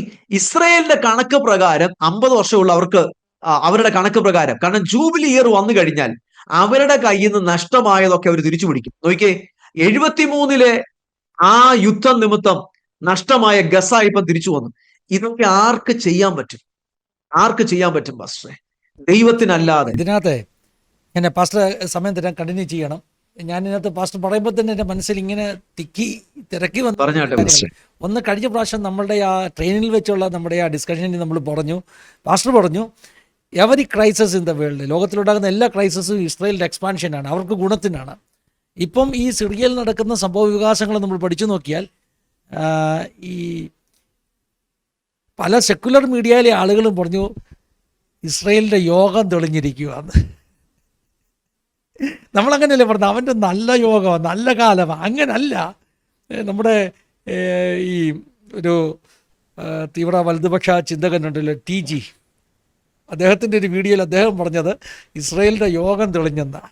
ഇത് ഇസ്രായേലിൻ്റെ യോഗം തെളിഞ്ഞതല്ല, ഇത് വേദപുസ്തകത്തിൻ്റെ ശക്തിയാണ്. TG മോഹൻദാസ് അല്ലേ? അതെ, TG മോഹൻദാസ്. TG മോഹൻദാസിനോട് എനിക്ക് പറയാനുള്ളത്, ഇസ്രായേലിൻ്റെ യോഗം കിടക്കുന്നത് ഈ പുസ്തകത്തിലെ എഴുത്തുകളിലാണ്, അല്ലാതെ യോഗം തെളിഞ്ഞുകൊണ്ടല്ല.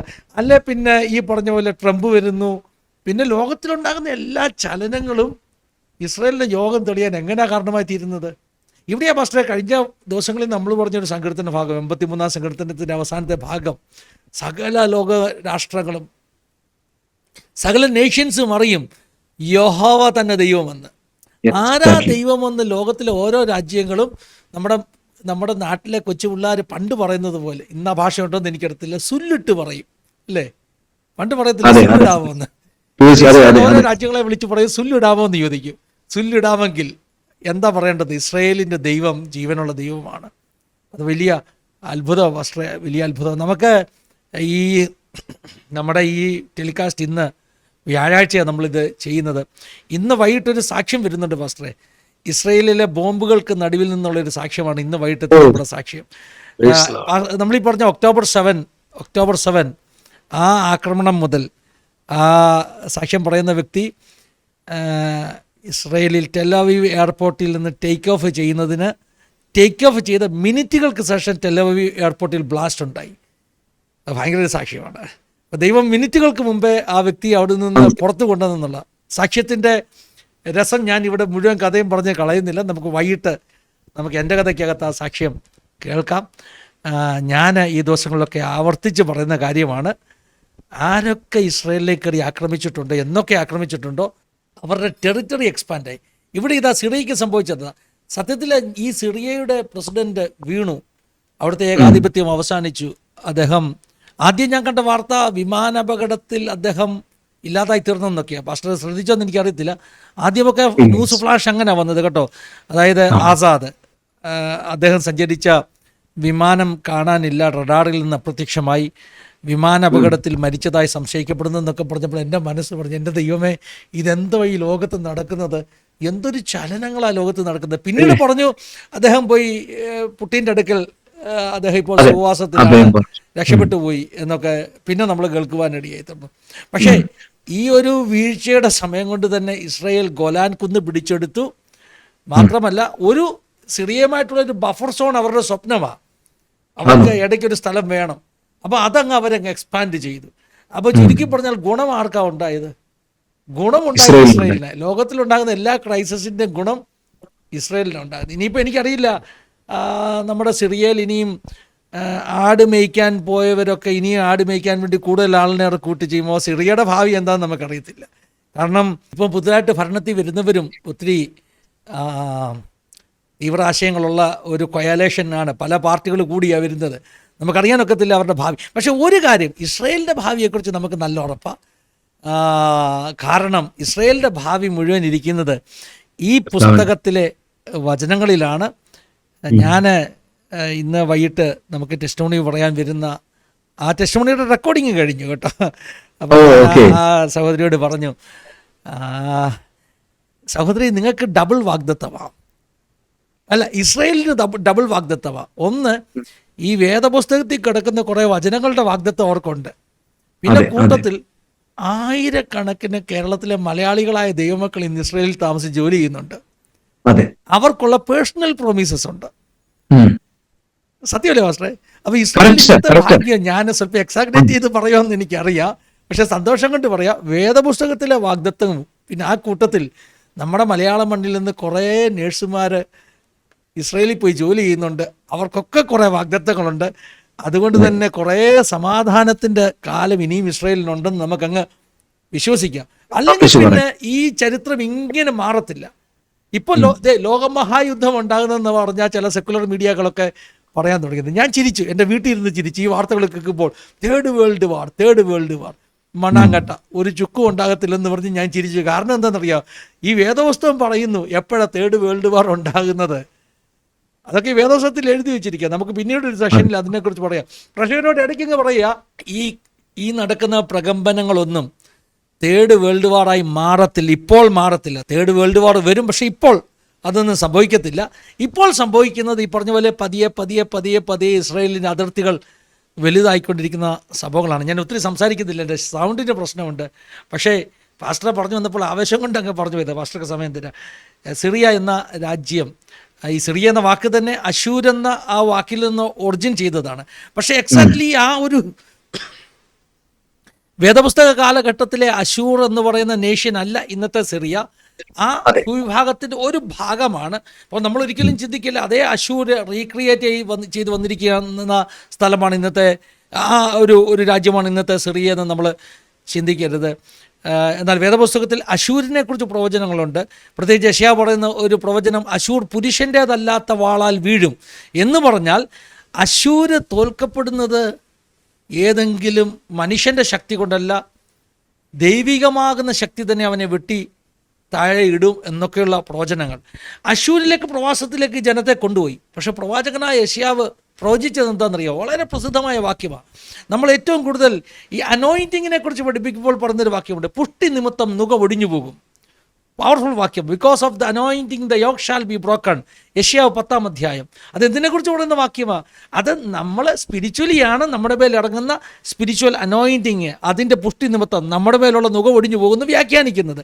പക്ഷേ അതിൻ്റെ ഒരു പ്രോഫറ്റിക് മീനിങ് എന്ന് പറഞ്ഞാൽ അശൂര് അല്ലെങ്കിൽ അസീറിയ വെച്ച നുകം പുഷ്ടി നിമിത്തം ഒടിഞ്ഞു പോകുന്ന വേദോസം പറഞ്ഞത്. അപ്പോൾ ഈ 10 ട്രൈബ്സിനെ പിടിച്ചുകൊണ്ട് പോയി അവരെ ലോസ്റ്റ് ട്രൈബ്സ് ആണെന്നൊക്കെ ചരിത്രം ഇങ്ങനെ ഒരു ഇൻട്രസ്റ്റിംഗ് ആയിട്ട് പറയുന്നുണ്ടെങ്കിലും യെശയ്യാവ് പ്രവചിച്ച പ്രവചനം അശൂര് വെച്ച നുകം പുഷ്ടി നിമിത്തം ഒടിഞ്ഞു പോകും. കാരണം ഈ വേദപുസ്തകത്തിൽ, വെളിപ്പാട് പുസ്തകത്തിൽ there is no lost tribes ഉണ്ടോ? വെളിപ്പാട് പുസ്തകത്തിൽ പാസ്റ്ററെ 12 ട്രൈബിൻ്റെ പേര് വിളിക്കുന്നുണ്ട്. അതിനകത്ത് ഒരു ട്രൈബ് മിസ്സിംഗ് ആണ്. ഒരു ട്രൈബ് മിസ്. അത് വളരെ കൗതുകകരമായ സംഗതിയാണ്. വെളിപ്പാട് 12-ാം അധ്യായത്തിൽ 144,000 പേരെ എണ്ണുന്ന സമയത്ത് 12 ട്രൈബ് വിളിക്കുമ്പോൾ അതിനകത്ത് കാണാത്ത ട്രൈബ് ദാനാണ്. എനിക്കത് ഭയങ്കര കൗതുകമായിട്ട് തോന്നിയിട്ടുണ്ട്, ഈ ദാൻ എവിടെ പോയെന്നുള്ളത്. അപ്പോൾ ദാൻ മിസ്സിങ് ആകാൻ ഒരു കാരണം വെളിപ്പാട് പുസ്തകത്തിൻ്റെ ക്ലാസ് അല്ല, പക്ഷേ വളരെ ഇൻട്രസ്റ്റിംഗ് ആയതുകൊണ്ട് പ്രേക്ഷകർക്ക് വേണ്ടി പറഞ്ഞു തരികയാണ്. ഈ ആൻറ്റി ക്രൈസ്റ്റ് വരുന്നത് ദാൻ ഗോത്രത്തിൽ നിന്നാണെന്ന് സങ്കല്പിക്കപ്പെടുന്നു. ഈ യാക്കോബ് തൻ്റെ മക്കളെ അനുഗ്രഹിക്കുമ്പോൾ യഹൂദയെ നോക്കിയിട്ട് അനുഗ്രഹിച്ചു, ചെങ്കോലുള്ളവൻ നിന്നിൽ നിന്നാണ് വരുന്നത്, അധികാരത്തിൻ്റെ അതോറിറ്റിയുടെ ചെങ്കോൽ, രാജാവ് നിന്നിൽ നിന്നാണ് വരുന്നതെന്ന് യഹൂദയെ നോക്കി പ്രവചിച്ചു. ദാനിനെ നോക്കി പ്രവചിച്ചു, ദാൻ വഴിയിൽ ഒരു സർപ്പം, അവൻ കുതിരമേലേറിയവൻ്റെ കുതുകാൽ കടിക്കും. ശരിക്കും അത് ഈ ചെങ്കോലുള്ളവൻ, അവനാണ് കുതിരമേലേറിയവൻ. യഹൂദായുടെ രാജാവിൻ്റെ കുതുകാൽ കടിക്കുന്ന, അല്ലെങ്കിൽ യേശു കർത്താവിൻ്റെ മശിഹയുടെ കുതുകാൽ കടിക്കാൻ ശ്രമിക്കുന്ന, യേശുവിനെ ക്രൂശിച്ച എന്ന് വേണമെങ്കിൽ പറയാം. എതിർ ക്രിസ്തുവിൻ്റെ സ്പിരിറ്റാണ് യേശുവിനെ ക്രൂശിച്ചത്. കാരണം വേദപുസ്തകത്തിൽ വ്യക്തമായി നമ്മൾ കാണുന്നുണ്ട്, യൂദയ്ക്കകത്തൊരു സാത്താൻ കടന്നെന്നും ആ സാത്താൻ അവനെ വിട്ടുപോയെന്നും അതേ പൈശാചിക വ്യാപാരമാണ് പിന്നീട് ഈ ഭാവിയിലും ആൻറ്റി ക്രൈസ്റ്റിൽ വെളിപ്പെടുന്നതെന്നും നമ്മൾ ഈ ദാനിയേലിന്റെ പുസ്തകം വായിക്കുമ്പോൾ പാർസി ദേശത്തിൻ്റെ പ്രഭു 21 ദിവസം ദാനിയേലിന്റെ പ്രാർത്ഥനയെ തടഞ്ഞു. എന്നിട്ട് അവിടെ ഒരു വാക്ക് പറയുന്നുണ്ട്, യവന പ്രഭു വരാനിരിക്കുന്നു.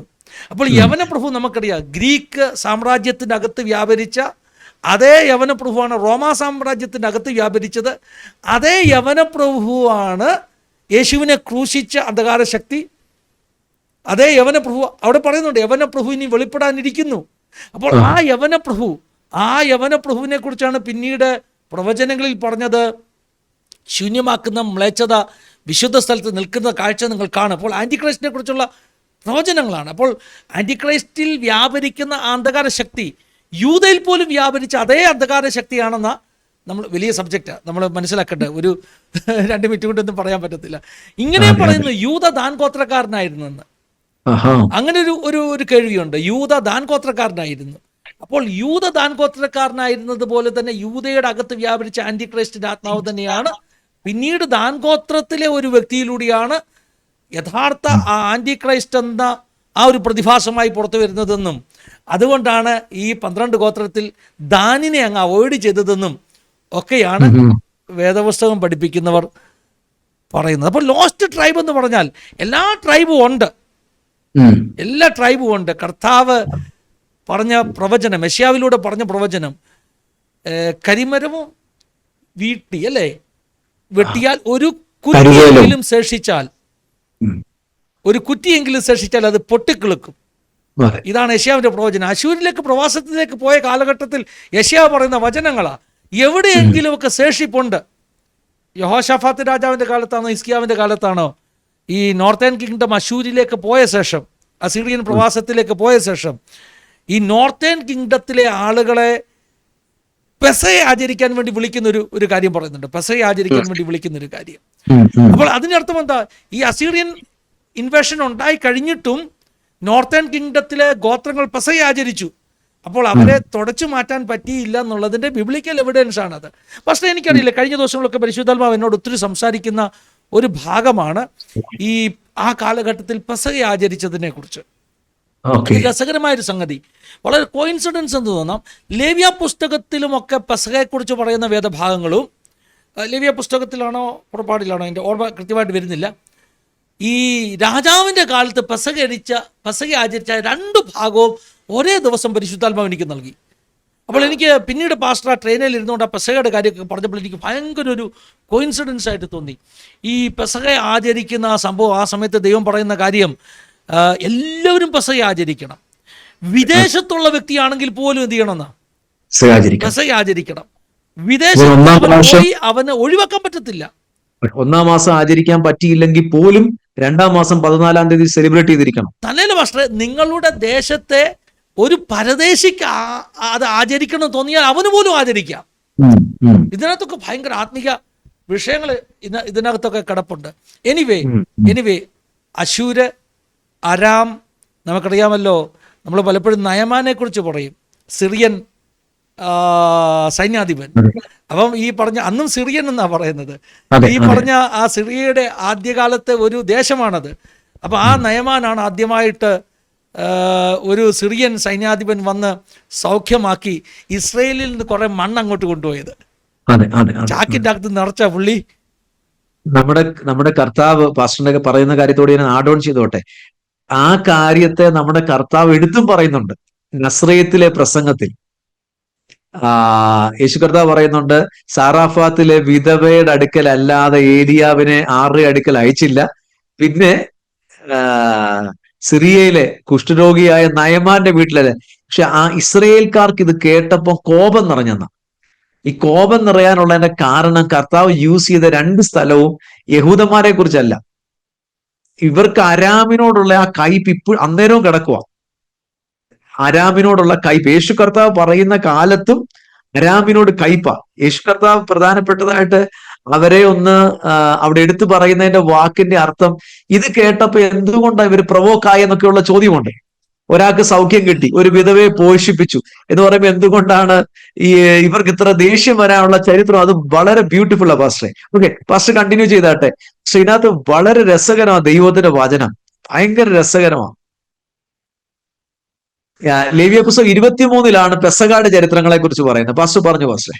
ഞാൻ ഒരു വാക്യം കണ്ടുപിടിക്കാനുള്ള ശ്രമത്തിലായിരുന്നു. കാരണം ഇത് പറഞ്ഞപ്പോൾ കുറേ കാര്യങ്ങൾ എൻ്റെ മനസ്സിലേക്ക് ഓടിയെത്തി കേട്ടോ. അരാമിനെ കുറിച്ച്, അശൂരിനെ കുറിച്ചൊക്കെ പറഞ്ഞപ്പോൾ, ഈ നയമാൻ ആദ്യമായിട്ട് ഇസ്രായേലിൽ വന്നിട്ട് ഇസ്രായേലിൽ ഒരു ദൈവം ഉണ്ടെന്നൊക്കെ അറിയുക എന്ന് പറഞ്ഞാൽ, അവിടുത്തെ മണ്ണ് കൊണ്ടുപോകുക എന്നൊക്കെ പറഞ്ഞാൽ ഭയങ്കര ചരിത്രപരമായ സംഭവങ്ങളാണ്.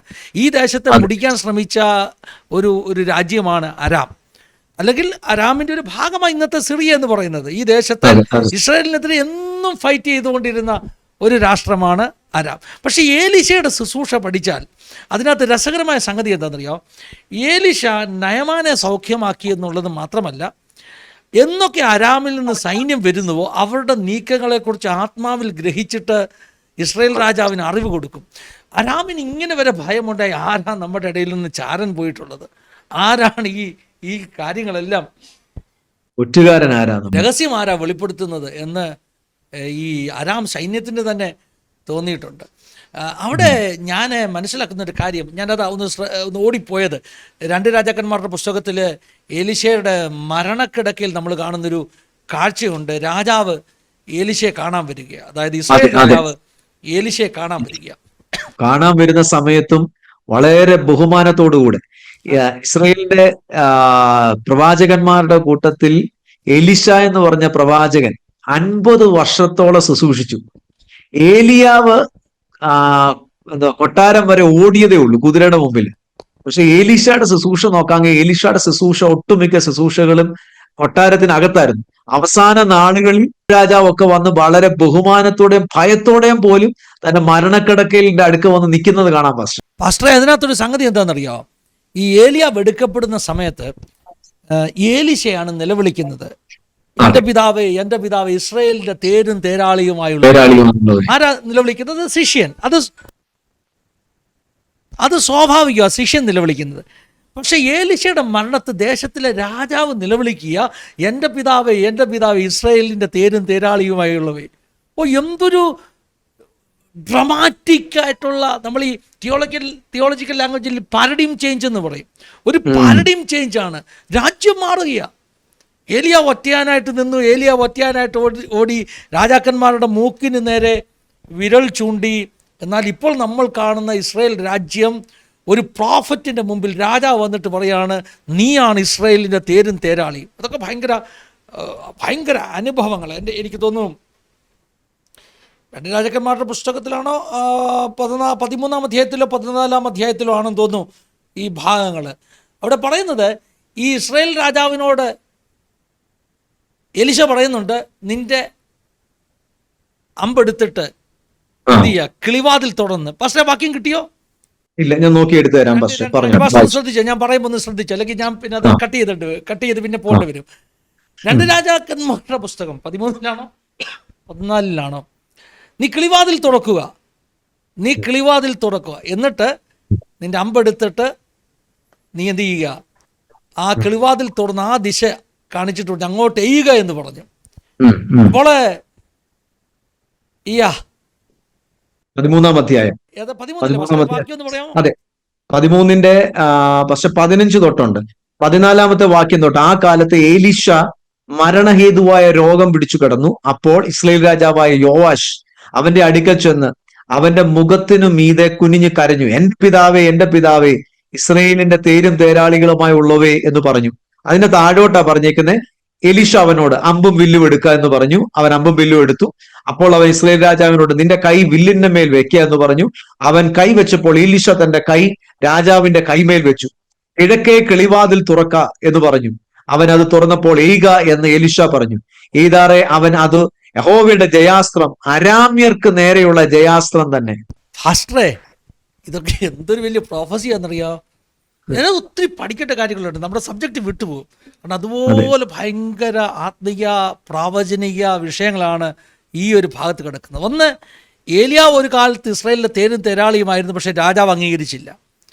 ഇന്ന് ഏലീശയുടെ കാലം വന്നപ്പോൾ രാജാക്കന്മാർ വന്നിട്ട് മരണക്കിടക്കയിൽ മുട്ടുകുത്തുകയാണ്, അനുഗ്രഹം ആവശ്യപ്പെടുക. കാരണം ഇത്രയും നാളും ഏലീശ ജീവനോടുള്ളപ്പോൾ അരാമിനും കയറി വരാൻ പറ്റിയില്ല. സിറിയൻ സൈന്യാധിപൻ അല്ലെ, സിറിയൻ സൈന്യാധിപൻ എന്നാണ് നമ്മൾ നയമാനെ വിളിക്കുന്നത്. സിറിയൻ സൈന്യാധിപൻ വന്നിട്ട് ഇസ്രായേലിന്റെ ഒരു ചാക്ക് മണ്ണ് കൊണ്ടുപോയി എന്ന് പറഞ്ഞാൽ അല്ലേ, അത് എനിക്ക് രസകരമായി തോന്നുന്നത്. വണ്ടി നിറച്ച് സ്വർണവും നാണയങ്ങളും വെള്ളിയും എല്ലാം കൊണ്ടുവന്ന് ഏലീശയെ പ്രസാദിപ്പിക്കാൻ ശ്രമിച്ച മനുഷ്യൻ തിരിച്ചു കൊണ്ടുവന്ന് എന്താ? മണ്ണ. അപ്പം മണ്ണിനാണോ വില, സ്വർണത്തിനാണോ വില? ഏലീശ പറഞ്ഞു, നിന്റെ സ്വർണ്ണമൊന്നും എനിക്ക് വേണ്ട, കൊണ്ടുപോകാൻ പറഞ്ഞു. പക്ഷെ ആ നയമാൻ പറയും, എനിക്ക് ഈ ദേശത്തിന്റെ മണ്ണ് വേണം, ഈ ദേശത്തിന്റെ മണ്ണ് വേണം. അതാണ് ആ ദേശത്തിന്റെ പ്രത്യേകത, ദേശത്തിന്റെ അനുഗ്രഹം. ആ മണ്ണ് കൊണ്ടുവന്ന് അവന്റെ ആഗ്രഹം എന്താണെന്നറിയാമോ? അവൻ Worship ചവിട്ടി it. നിന്ന് പ്രാർത്ഥിക്കുവാൻ, അവൻ്റെ പ്രാർത്ഥനാ മുറിയിൽ അവൻ്റെ കാലിൻ്റെ അടിയിൽ ഈ മണ്ണിട്ട് അതിന്മേൽ മുട്ടുമടക്കണം എന്നുള്ള ഒരു ആഗ്രഹം കൊണ്ടാണ് നയമാൻ ഈ മണ്ണ് കൊണ്ടുവന്നത്. അപ്പോൾ ആ രാജ്യം ഒരു പ്രവാചകൻ നിമിത്തം മാറുകയാണ്. അതെ, അതൊക്കെ വലിയ ചരിത്രമാണ്. അങ്ങോട്ട് പോകുന്നില്ല ഞാൻ.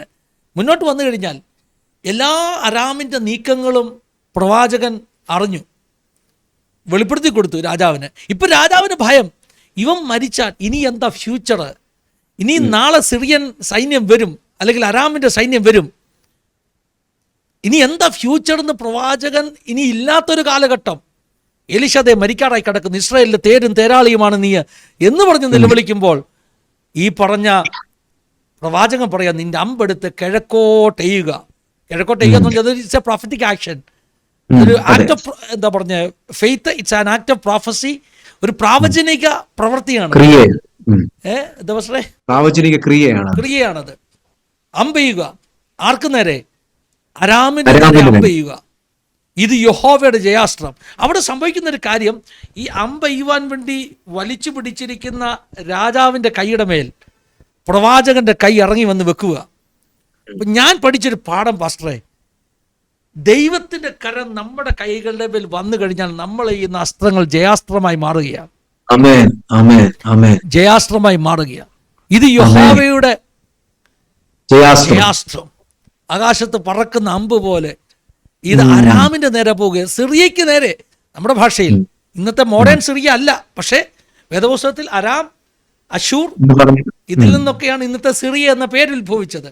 ഏകദേശം ആ സ്ഥലത്തിന്റെ ഒരു ചെറിയ ഭാഗമാണ് ഇന്നത്തെ സിറിയ എന്ന് നമ്മൾ ഓൾറെഡി കേട്ട് കഴിഞ്ഞു.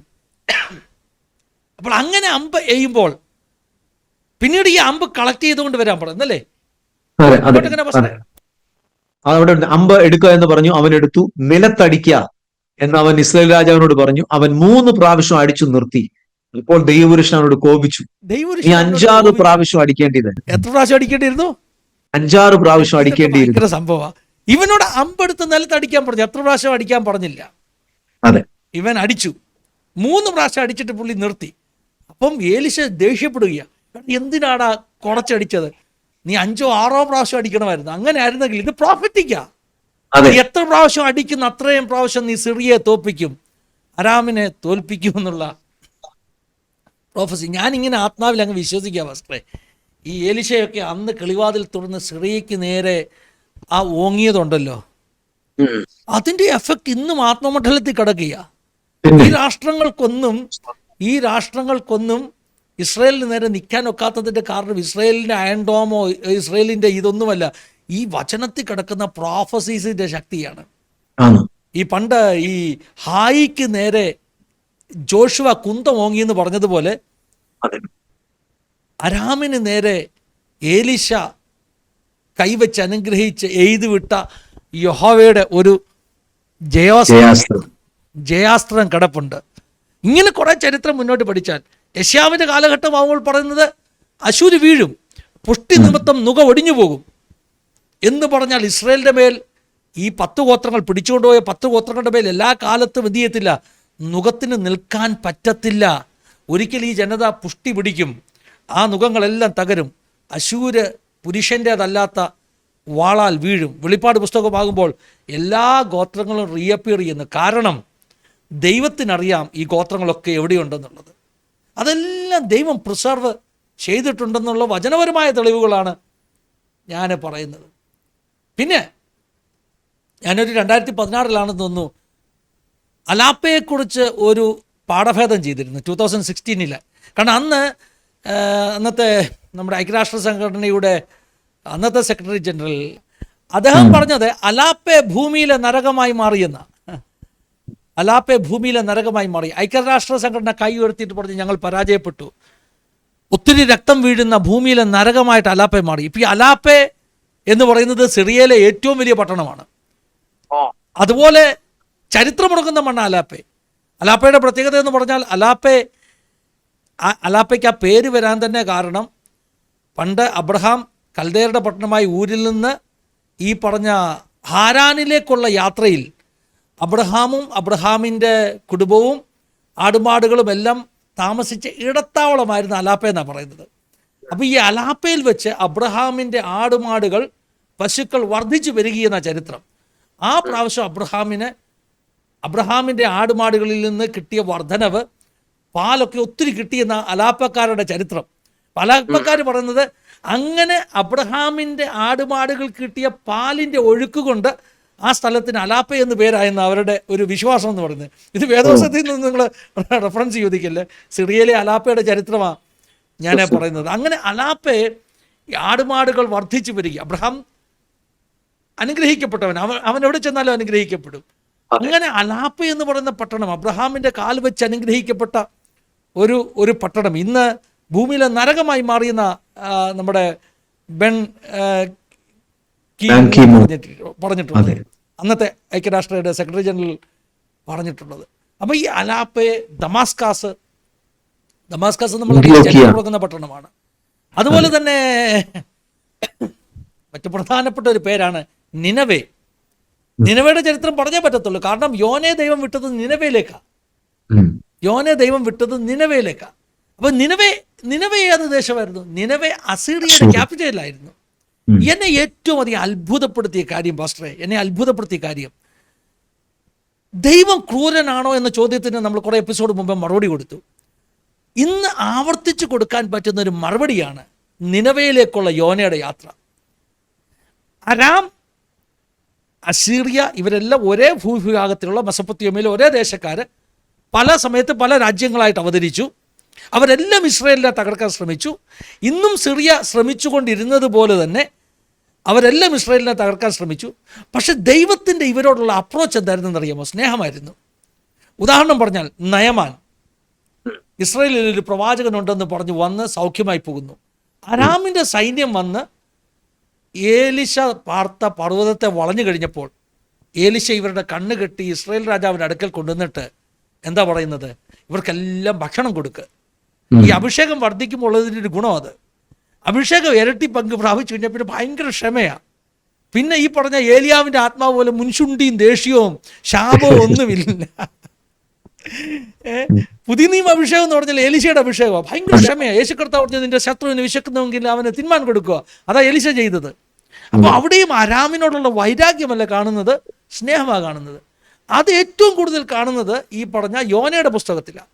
കാരണം യെശയ്യാവിൻ്റെ പുസ്തകത്തിൽ നമുക്കറിയാം, അശൂര് വന്ന് ഇസ്രായേലിനെ അടിമകളാക്കി കൊണ്ടുപോയി. അശൂരിനെതിരെ വലിയ പ്രവചനങ്ങളാണ്. സത്യം പറഞ്ഞാൽ ഇസ്രായേലിൻ്റെ ബദ്ധ ശത്രുക്കളാണ് അശൂരെന്ന് പറയുന്നത്. ഒരിക്കലും ക്ഷമിക്കാൻ പറ്റത്തില്ല. അപ്പോൾ ആ അശൂരിൻ്റെ ക്യാപിറ്റലാകുന്ന നിനവയിലേക്കാണ് എന്ത് ചെയ്യുന്നത്? ഇപ്പോൾ യോനയിരിക്കുന്നത്. യോനയെ നമുക്ക് കുറ്റം പറയാനൊക്കത്തില്ല. യോനയ്ക്ക് ഒട്ടും ഇഷ്ടമല്ല നിനവയ്ക്ക് അനുകൂലമായ വെളിപ്പാട് കൊടുക്കാൻ. കാരണം യോനയുടെ മനസ്സ് മുഴുവൻ വൈരാഗ്യം കൊണ്ട് നിറഞ്ഞിരിക്കുക. അരാം മുതൽ ഇങ്ങോട്ട് രക്തനിലങ്ങളുടെ പട്ടണമായ നിനവേ എന്നാണ് ഇനി രസകരമായൊരു സംഗതിയുണ്ട് പക്ഷേ. ഞാൻ കോളേജിൽ പഠിക്കുന്ന സമയത്ത് ഞാൻ പുസ്തകത്തിൻ്റെ പേര് മറന്നുപോയി. അശൂരിനെയും അസീറിയയും കുറിച്ചൊക്കെയുള്ള ഒരു ചരിത്രമടങ്ങിയ ഒരു പുസ്തകം പഠിച്ചത് ഓർക്കുന്നുണ്ട്, സിറിയയെക്കുറിച്ചുള്ള ചരിത്രം. കാരണം കേരളവുമായിട്ട് സിറിയയ്ക്ക് പണ്ടേ ബന്ധമുണ്ടായിരുന്നെന്നൊക്കെ ആ ചരിത്രകാരൻ പറയുന്നത്. അദ്ദേഹം പറയുന്ന ഒരു കണ്ടെത്തൽ ഇത് വളരെ രസകരമാണ്. പുസ്തകം എൻ്റെ ഇപ്പോഴും ഇരിപ്പുണ്ട്. ഒന്ന് ലൈബ്രറി മുഴുവൻ തപ്പിപ്പറക്കിയാൽ അത് തിരിച്ചു കിട്ടും. പഴയ ഒരു പുസ്തകമാണ്. അതിനകത്ത് പറഞ്ഞ ചരിത്രം ഈ അശൂരിൽ നിന്നാണ് നമ്മുടെ നാട്ടിലൊക്കെ പറയുന്ന അസുരന്മാരെന്ന പേരുണ്ടായതെന്നാണ് അദ്ദേഹത്തിൻ്റെ കണ്ടെത്തൽ. അസുരന്മാർ കേട്ടിട്ടില്ല? അസുരന്മാരും ദേവന്മാരും. ഈ അസുരന്മാരെന്ന പദം ഉണ്ടായത് പോലും അസീറിയയിൽ നിന്നാണെന്നുള്ള ഒരു വ്യാഖ്യാനം ഞാൻ പഠിച്ച പഴയ ഒരു പുസ്തകത്തിലുള്ളത് ഓർമ്മ വരിക. ഇടയ്ക്ക് പറഞ്ഞു എന്ന് മാത്രമേ ഉള്ളൂ. എന്തായാലും ആ പുസ്തകത്തിൽ നിലവയെക്കുറിച്ച് പരാമർശപ്പെട്ടു. രക്തനിലങ്ങളുടെ പട്ടണമാകുന്ന നിലവേ എന്ന് പറയുന്ന പരാമർശങ്ങൾ. അപ്പോൾ ഈ നിനവയിലേക്ക് യോനയെ അയക്കുമ്പോൾ യോനയ്ക്ക് സഹിക്കാൻ പറ്റത്തില്ല. കാരണം ഇത് ഇസ്രായേലിനെ തകർക്കുന്ന രാജ്യമാണ്. ദൂത് ഈ രാജ്യത്തെ ദൈവം ഇല്ലായ്മ ചെയ്യാൻ പോവുക. ഈ രാജ്യം നിഷ്കാസനം തുടച്ചു മാറ്റപ്പെടാൻ പോവുക. അപ്പോൾ യോനയ്ക്കറിയാം, യോന പ്രവചിച്ചാൽ ഈ ജനം മാനസാന്തരപ്പെടും. വേറെ ഒരു ഉപദേശിക്കുമില്ലാത്ത കോൺഫിഡൻസാണ് യോനയ്ക്ക്. നമുക്കത്ര ഉറപ്പുണ്ടോ ഫസ്റ്റ്? നമ്മൾ പ്രസംഗിച്ചാൽ കേൾക്കുന്നവരല്ല മാനസാന്തരപ്പെടും, നമുക്ക് ഉറപ്പുണ്ടോ? യോനയുടെ പ്രശ്നം ഒരിക്കലും. എന്താണെന്നറിയോ? യോനയ്ക്ക് നല്ല ഉറപ്പാണ്, ഞാൻ പ്രവചിച്ചാൽ ഇവർ മാനസാന്തരപ്പെടും. അപ്പോൾ യോനയിലെ ആ ഇസ്രയേൽക്കാരൻ പറഞ്ഞു പ്രവചിക്കാൻ പാടില്ല, ഇവർ മുഴുവൻ ഇല്ലാതായി തീരണം. ഇവർ ഭൂമിയുടെ മുഖത്തുനിന്ന് യോനയുടെ വൈരാഗ്യം തിളച്ചു പൊന്തുമ്പോഴും ദൈവത്തിൻ്റെ കരുണ അശൂരിന് വേണ്ടി പ്രവർത്തിക്കുക, അസീറിയയ്ക്ക് വേണ്ടി പ്രവർത്തിക്കുക, ശത്രു രാജ്യത്തിന് വേണ്ടി ദൈവം വേദപുസ്തകത്തിലൂടെ വെളിപ്പെടുത്തുകയാണ്. ദൈവം ക്രൂരനായ ദൈവമല്ല. ഇസ്രായേലിനോട് പക്ഷപാതം കാണിച്ച് അശൂർ അവരെ തകർത്തത് കൊണ്ട് ഞാൻ അവരെ ഇല്ലായ്മ ചെയ്യുമെന്നല്ല അവിടെ പറയുന്നത്.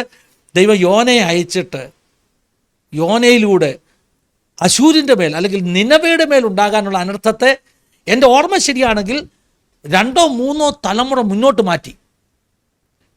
ഐ തിങ്ക് പിന്നീട് നിനവയുടെ തകർച്ച ഉണ്ടാകുന്നത് സംവാട്ട് അറൗണ്ട് 150 വർഷങ്ങൾക്ക് ശേഷമാണെന്ന് എൻ്റെ ഓർമ്മ, റഫർ ചെയ്യാതെ പറയുകയാണ്. എന്തായാലും ഇത് ദൈവത്തിൻ്റെ ദ ഫസ്റ്റ് ജെൻറ്റൈൽ മിഷൻ എന്നാണ് യോനയുടെ ആ ഒരു യാത്രയെക്കുറിച്ച് പറയുന്നത്. ആദ്യമായിട്ട് യഹൂദനല്ലാത്തൊരു രാഷ്ട്രത്തിന് വേണ്ടി ദൈവം ഒരു പ്രവാചകനെ അയക്കുന്ന കാഴ്ചയാണ് നമ്മൾ കാണുന്നത്. അപ്പോൾ ഈ ഭാഗത്തല്ല, നിനവേ, ദമസ്കസ്, അലാപ്പെ, ഇതിൻ്റെയൊക്കെ ചരിത്രം, സിറിയയുടെ ചരിത്രം ഇതിനകത്തെല്ലാം ഇങ്ങനെ ഉറങ്ങി കിടക്കുകയാണ്. പക്ഷേ കണ്ടിന്യൂ ചെയ്യാം, ഞാൻ ഒത്തിരി സമയം എടുത്തില്ലേ? ഇല്ല പക്ഷേ നമുക്കത് വളരെ പ്രയോജനകരമായിട്ടുള്ള കാര്യം പക്ഷേ. പക്ഷേ സിറിയയുമായിട്ട് ബന്ധപ്പെട്ട കാര്യം കർത്താവിന്റെ വചനത്തിൽ പുതിയ നിയമത്തിലും കാണാം.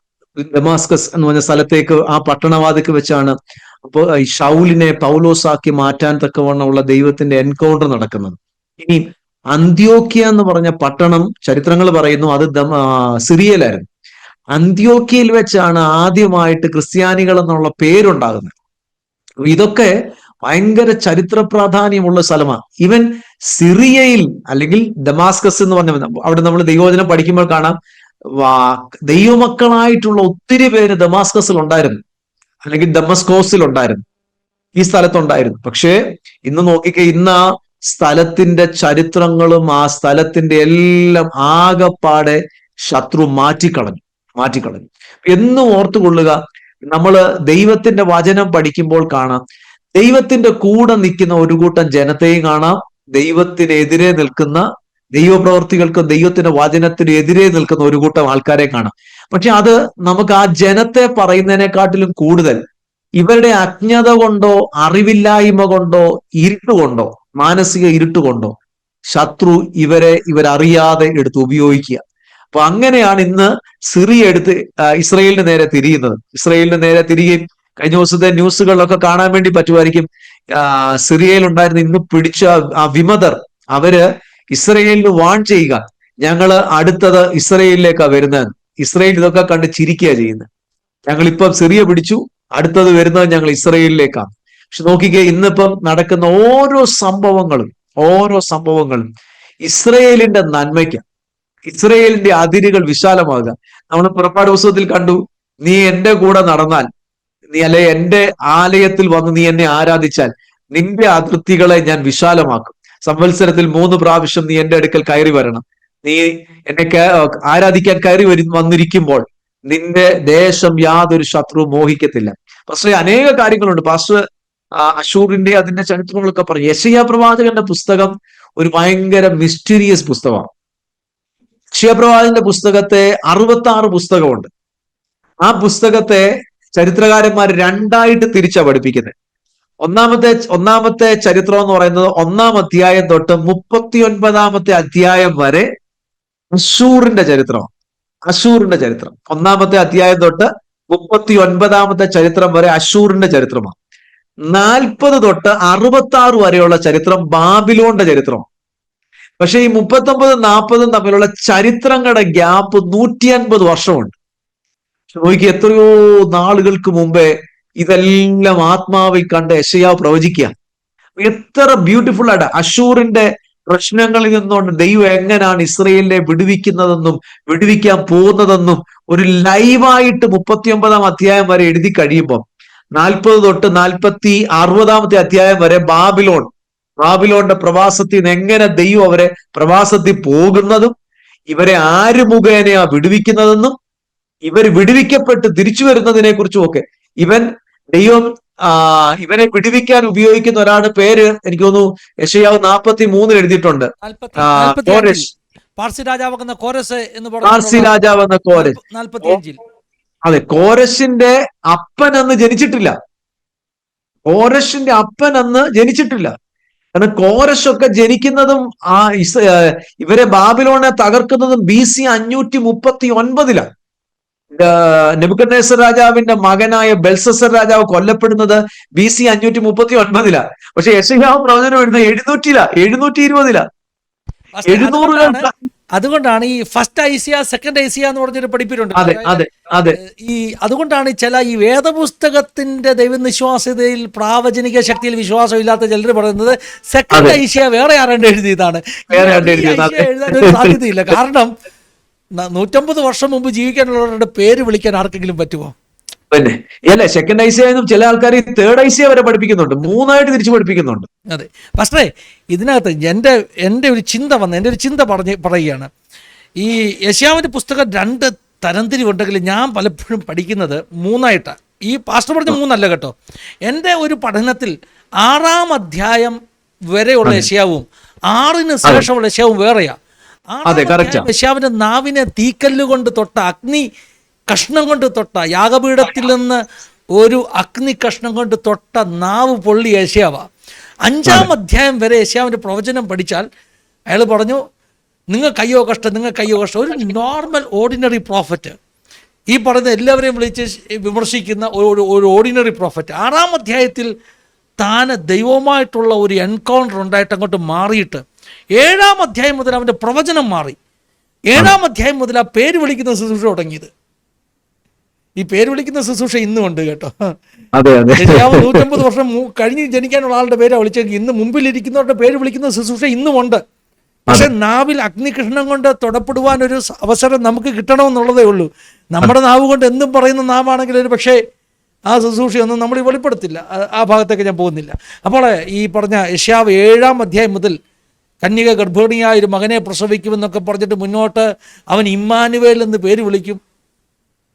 അത് നൂറ്റാണ്ടുകൾക്ക് ശേഷം ജനിക്കുന്ന മശിഹയെക്കുറിച്ചുള്ള പ്രവചനമാണ്. അത്ഭുത മന്ത്രി, വീരനാം ദൈവം, നിത്യപിതാവ്. അവിടെ തന്നെ യേശുക്രിസ്തു ദൈവമാണെന്ന് യെശയ്യാവ് പ്രവചിക്കുക. നമുക്കൊരു മകൻ ജനിച്ചിരിക്കുന്നു. ആരെങ്കിലും പറയുമോ നമുക്ക് അവനൊരു മകൻ ജനിച്ചിരിക്കുന്നു, അവൻ അപ്പൻ എന്ന് പേര് വിളിക്കുന്നു പറയുമോ? അത് ലോജിക്കലല്ല. പക്ഷെ യെശയ്യാവ് പറഞ്ഞു നമുക്കൊരു മകൻ ജനിച്ചിരിക്കുന്നു, അവൻ അത്ഭുത മന്ത്രി, വീരനാം ദൈവം, നിത്യപിതാവ്, ഓ മൈ ഗോഡ്, സമാധാന പ്രഭു. അപ്പോൾ യേശു കർത്താവ് ആരാണെന്ന് യേശു ജനിച്ച ശേഷമല്ല ആളുകൾ പറഞ്ഞത്. യേശുവിൻ്റെ ജനനത്തിന് നൂറ്റാണ്ടുകൾക്ക് മുമ്പ് യെശയ്യാവ് എന്ന പ്രവാചകൻ യേശുവിൻ്റെ ദൈവത്വം, യേശു ദൈവപുത്രനാണ്, യേശു ദൈവമാണ്, അത്ഭുത മന്ത്രിയാണ്, നിത്യപിതാവാണ്, വീരനാം ദൈവം, സമാധാന പ്രഭു, അവന് ദൈവം നമ്മോട് കൂടെ എന്നർത്ഥമുള്ള ഇമ്മാനുവേൽ. പേരുവിളിയുടെ ശുശ്രൂഷ കോറസിന്റെ പേര് വിളിച്ചു. അവൾ 6-ാം അധ്യായം മുതൽ പിന്നെ ഒരു പുതിയ വ്യക്തിയാണ്. എന്നെ കേൾക്കുന്ന പ്രേക്ഷകരോട് പറയുക, നിങ്ങൾ ശുശ്രൂഷയിൽ 10, 20, 30 വർഷമായ വ്യക്തിയായിരിക്കാം. പക്ഷേ നിങ്ങളുടെ ജീവിതത്തിൽ ഒരു 6-ാം അധ്യായം ഉണ്ടാകുകയാണെങ്കിൽ, യെശയ്യാവിൻ്റെ ജീവിതത്തിൽ ഉണ്ടായതുപോലെ 6-ാം അധ്യായം ഉണ്ടാകുകയാണെങ്കിൽ, ഇന്ന് വരെ പ്രവചിച്ച പ്രസംഗിച്ച ശുശ്രൂഷ മാറും, ദൂത് മാറും. ഇന്ന് വരെ ചെയ്യാത്ത ശുശ്രൂഷയ്ക്ക് വേണ്ടി ദൈവം നിങ്ങളെ വരുന്ന നാളുകൾ ഉപയോഗിക്കും. ഒറ്റ കാര്യമേ ഉള്ളൂ, ജീവിതത്തിൽ ഒരു എൻകൗണ്ടർ ഉണ്ടാകണം. അഗ്നി നാവായി നിങ്ങളുടെ നാവ് മാറണം. നിങ്ങൾ ഓർഡിനറി പ്രവാചകനിൽ നിന്ന് അസാധാരണ, പാസ്റ്റർ പറഞ്ഞ പോലെ മിസ്റ്ററീസ് പറയുന്ന പ്രവാചകനിലേക്ക് ഒരു പ്രൊമോഷൻ നിങ്ങൾക്ക് കിട്ടും. ദൈവത്തിന് സ്തോത്രം, ദൈവത്തിന് സ്തോത്രം. പാസ്റ്ററേ കണ്ടിന്യൂ ചെയ്യാം. നമ്മൾ ഒത്തിരി സമയമായി പാസ്റ്റർ ഇന്ന് പ്രേക്ഷകോട്ടെന്ന് പറയും. എന്നാലും അതെ പാസ്റ്റർ പറഞ്ഞതിനോട് ഞാനൊന്നും കൂടെ ആഡ് ചെയ്തോട്ടെ. യെശയ്യാവ് 53 വിശദീകരിക്കാതെ നമുക്ക് നിർത്താൻ പറ്റത്തില്ല. യെശയ്യാവ് 53 കർത്താവിന്റെ ക്രൂശീകരണത്തെ കുറിച്ച് പറയുന്നത് എത്ര മനോഹരമായിട്ടാ. അവൻ മനുഷ്യരാൽ നിന്ദിക്കപ്പെട്ടും ത്യജിക്കപ്പെട്ടും വ്യസനപാത്രമായും രോഗം ശീലിച്ചവനായിരുന്നു. അവനെ കാണുന്നവർ മുഖം മറച്ചു കളയത്തക്കവണ്ണം അവൻ നിന്ദിതനായിരുന്നു. അവനെ ആദരിച്ചുമില്ല. അവൻ സാക്ഷാൽ നമ്മുടെ രോഗങ്ങളെ വഹിച്ചു. ഈ ക്രൂശീകരണമൊക്കെ അവനെ അതിക്രമങ്ങൾ നിമിത്തം മുറിവേറ്റും തകർന്നും നമ്മുടെ സമാധാനത്തിനുള്ള ശിക്ഷ അവന്റെ മേലായി, അവന്റെ അടിപ്പിണരുകളാൽ നമുക്ക് സൗഖ്യം വന്നിരിക്കുന്നു. നാം എല്ലാവരും ആടുകളെ പോലെ, അതൊക്കെ വായിക്കാൻ തുടങ്ങിയ, തന്നെത്താൻ താഴ്ത്തി വായെ തുറക്കാതെ ഇരുന്നിട്ടും അവൻ പീഡിപ്പിക്കപ്പെട്ടു. ഇതെല്ലാം കർത്താവിനെ കുറിച്ച്. യെശയ്യാവ് 53 ഇത്രയും എന്നാ ഇത് പറയുന്നത്? ക്രൂശീകരണമൊക്കെ നേരത്തെ തമ്പുരാൻ കാണിച്ചു കൊടുത്തെന്ന് പറയുന്ന പോലെ. ഫസ്റ്റ് ഇത് ക്രൂശീകരണത്തെ നേരിട്ട് കണ്ട് എഴുതുന്നത് പോലെയുള്ള വാചകഘടനയാണ്, അല്ലാതെ ഇത് ഊഹാപോഹമൊന്നുമില്ല. ക്രൂശീകരണത്തെ അങ്ങ് നേരിട്ട് അങ്ങ് കാണുകയാണ്. തന്നെയല്ല, ഞാൻ പറയട്ടെ ഫസ്റ്റ്, നമ്മളിപ്പം തിരുമേശ ശുശ്രൂഷയിലെ പുതിയ നിയമത്തിൽ നിന്നുള്ള വാക്യങ്ങൾ വായിക്കുന്നത് പോലെ തന്നെ യെശയ്യാവ് 53 വായിക്കാൻ കാരണം എന്താ? അത് എക്സാക്റ്റാ. ആ വാക്യങ്ങൾ വായിക്കുമ്പോൾ തന്നെ നമ്മൾ ക്രൂശിനെ കാണുകയാണ്. കർത്തൃമേശ ശുശ്രൂഷയ്ക്ക് ക്രൂശീകരണം അനുസ്മരിക്കുന്ന വചനങ്ങളല്ലേ വായിക്കുന്നത്. അപ്പോൾ നമ്മൾ വായിക്കുന്നത് ക്രൂശീകരണം അനുസ്മരിക്കുന്ന വചനം വായിക്കുന്നത് യെശയ്യാവ് 53. കർത്തൃമേശ ശുശ്രൂഷയിലേക്ക് വരാം കേട്ടോ. ലാസ്റ്റിൽ ഒരു വാൽകഷ്ണമായിട്ട് ഞാൻ വെച്ചിട്ടുണ്ട്. നമുക്ക് അതെ, നമ്മുടെ സമയം ഒത്തിരി പോയി. പക്ഷെ സിറിയയുമായിട്ട് ബന്ധപ്പെട്ട് തന്നെ പക്ഷേ ലൂക്കോസിന്റെ സുവിശേഷത്തിൽ നമ്മുടെ കർത്താവ് പറയുന്ന, എടുത്തു പറയുന്ന ഒരു വേർഡുണ്ട് 4-ാം അധ്യായത്തിൽ. അത് പറഞ്ഞു കഴിയുന്നുണ്ടെങ്കിൽ യേശു കർത്താവിനെ ആ പണിതിരുന്ന പട്ടണത്തിന്റെ മലയുടെ മുകളിൽ നിന്ന് തലകീഴായി തെള്ളിക്കളയാൻ വേണ്ടി പോകുന്നുണ്ട്. അവിടുത്തെ വേർഡ് ഇങ്ങനായിരുന്നു.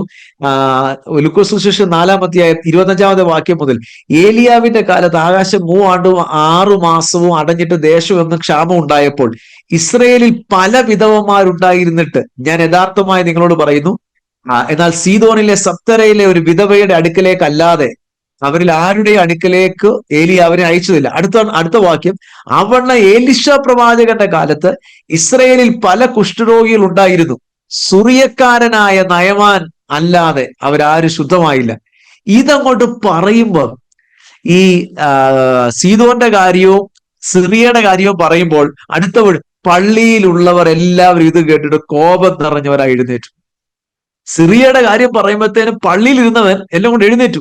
ബേസിക്കലി അതിനകത്ത് കിടക്കുന്ന ഒരു പ്രധാനപ്പെട്ട കണ്ടന്റ് എന്ന് പറയുന്നത് കർത്താവ് ഇവരോട് പറഞ്ഞതാ. നിങ്ങൾ ഈ നമ്മൾ മറ്റൊരു വാക്യം കൊണ്ട് ഇതിനകത്ത് കണക്ട് ചെയ്യാൻ പറ്റും. നിങ്ങൾ ആർത്തില്ലെങ്കിൽ ഈ കല്ലുകൾ ആർക്കും. നിങ്ങൾ ആർത്തില്ലെങ്കിൽ ഈ കല്ലുകൾ ആർക്കും. നിങ്ങളുടെ അടുക്കലേക്ക് എന്നെ അയച്ചത്, പക്ഷെ നിങ്ങൾക്ക് എന്നെ സ്വീകരിക്കാൻ മനസ്സില്ലെങ്കിൽ, അതായിരുന്നു ആ കാര്യത്തിന്റെ അർത്ഥം. എന്നെ പിതാവാം ദൈവം അടുത്ത സ്ഥലങ്ങളിലേക്ക് അയക്കും എന്ന് ഇവർക്ക് ഭയങ്കര ഇഷ്ടപ്പെടാത്ത ഒരു കാര്യമാണ്. ഒരാൾക്ക് വയറ് നിറച്ച് ആഹാരം കിട്ടി ദൈവം കൊടുത്തു എന്നുള്ളവർക്ക് സന്തോഷമല്ല. എന്നാലും ഞങ്ങളുടെ ശത്രുവിനത് കൊടുത്തല്ലോ ഞങ്ങളുടെ ഈ ദൈവം എന്നുള്ള ചിന്തയാണ്.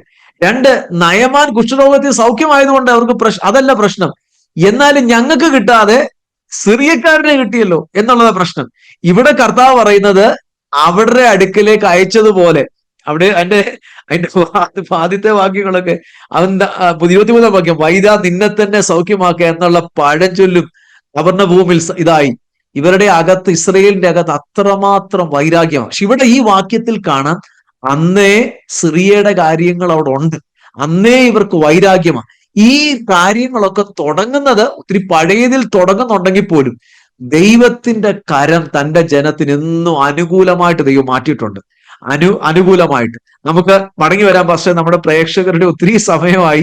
പക്ഷെ ദൈവത്തിന്റെ വചനം പറഞ്ഞുകൊണ്ടിരിക്കുന്നതോടും വചനം പറയുമ്പോഴും അതേ പിടിച്ച് പിന്നെ പറയാൻ അങ്ങ് നമുക്ക് തോന്നും പാസ്റ്ററെ. ജീവന്റെ വചനമായതുകൊണ്ട് പാസ്റ്ററെ പറയുമ്പോൾ ഒത്തിരി ദൈവസാന്നിധ്യവും ജീവനും വ്യാപരിച്ചുകൊണ്ടിരിക്കുക. ഇതേ ദൈവസാന്നിധ്യം എല്ലാം നമ്മുടെ പ്രേക്ഷകരിൽ കൂടെ ഇത് വ്യാപരിക്കട്ടെ എന്ന് പ്രാർത്ഥിക്കുക പാസ്റ്ററെ. കണ്ടിന്യൂ ചെയ്താട്ടെ പാസ്റ്ററെ. അതെ, വൈദ്യ നിന്നെ തന്നെ സൗഖ്യമാക്കുക എന്ന് യേശുവിനോട് പറഞ്ഞു. യേശുവിനോടുള്ള വിമർശനമായിരുന്നു, ആദ്യം നീ നിന്നെ തന്നെ സൗഖ്യമാക്ക്. അപ്പോൾ നമ്മളോടൊക്കെ അങ്ങനെ പറയുന്നതിൽ നമുക്ക് സങ്കടപ്പെടേണ്ട. പാസ്റ്റർ ഇടയ്ക്ക് പറഞ്ഞ കൂട്ടത്തിൽ ഇങ്ങനെ പറവാനിടയായി തീർന്നു സിറിയയുടെ ഒരു ക്രിസ്ത്യൻ പാരമ്പര്യത്തെക്കുറിച്ച്. നമുക്കറിയാം, അന്ത്യോക്യ എന്ന പേര് മലയാളികൾ ഒത്തിരി പറയുന്ന പേര്. അന്ത്യോക്യയിലെ ബാബ, പാർത്രിയാർക്കീസ് ബാബായെക്കുറിച്ചൊക്കെ മലയാളികൾ ഒത്തിരി പറയുന്ന പേര്. അതുകൂടെ ഒന്ന് പറഞ്ഞിട്ട് നമ്മൾ ഈ സെഷൻ നമുക്കൊരു വാൽകഷ്ണമായിട്ട് പറഞ്ഞിട്ട് നമുക്ക് വൈൻഡപ്പ് ചെയ്യുകയാണ്. കഴിഞ്ഞ വീക്കിൽ അന്ത്യോക്യൻ ഓർത്തഡോക്സ് സിറിയൻ ഓർത്തഡോക്സ് ചർച്ചിൻ്റെ പരമാധികാരി പാർത്രിയാർക്കീസ് ബാബ തിരുമേനി കേരളത്തിൽ വന്നിരുന്നു. 10 ദിവസത്തെ വിസിറ്റിനാണ് അദ്ദേഹം വന്നത്. എന്നാൽ സിറിയയിലുണ്ടായ സംഭവ വികാസങ്ങൾ കൊണ്ട് അദ്ദേഹത്തിന് വേഗത്തിൽ മടങ്ങിപ്പോകാനുള്ള തീരുമാനം എടുക്കേണ്ടതായിട്ട് വന്നു. പാർത്രിയാർക്ക് ഇഗ്നേഷ്യസ് അപ്രയം രണ്ടാമൻ ആ വാർത്ത നമ്മളൊക്കെ കണ്ടു. അദ്ദേഹം അപേക്ഷിക്കുവാനിടയായി തീർന്നു, സിറിയയുടെ സമാധാനത്തിന് വേണ്ടി പ്രാർത്ഥിപ്പീൻ. പാർത്രിയാർക്കീസ് ബാബ പറഞ്ഞതുകൊണ്ടല്ല, നമ്മൾ ദൈവമക്കൾ സിറിയയുടെ സമാധാനത്തിന് വേണ്ടിയും പ്രാർത്ഥിക്കണം.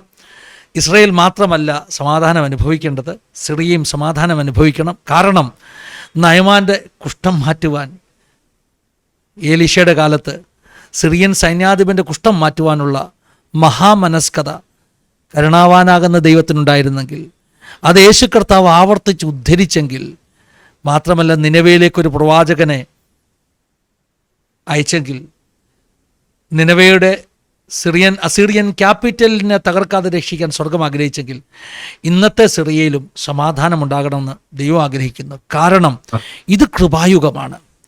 ഇവിടെ യവനനും യഹൂദനും തമ്മിൽ ഒരു വ്യത്യാസവുമില്ല.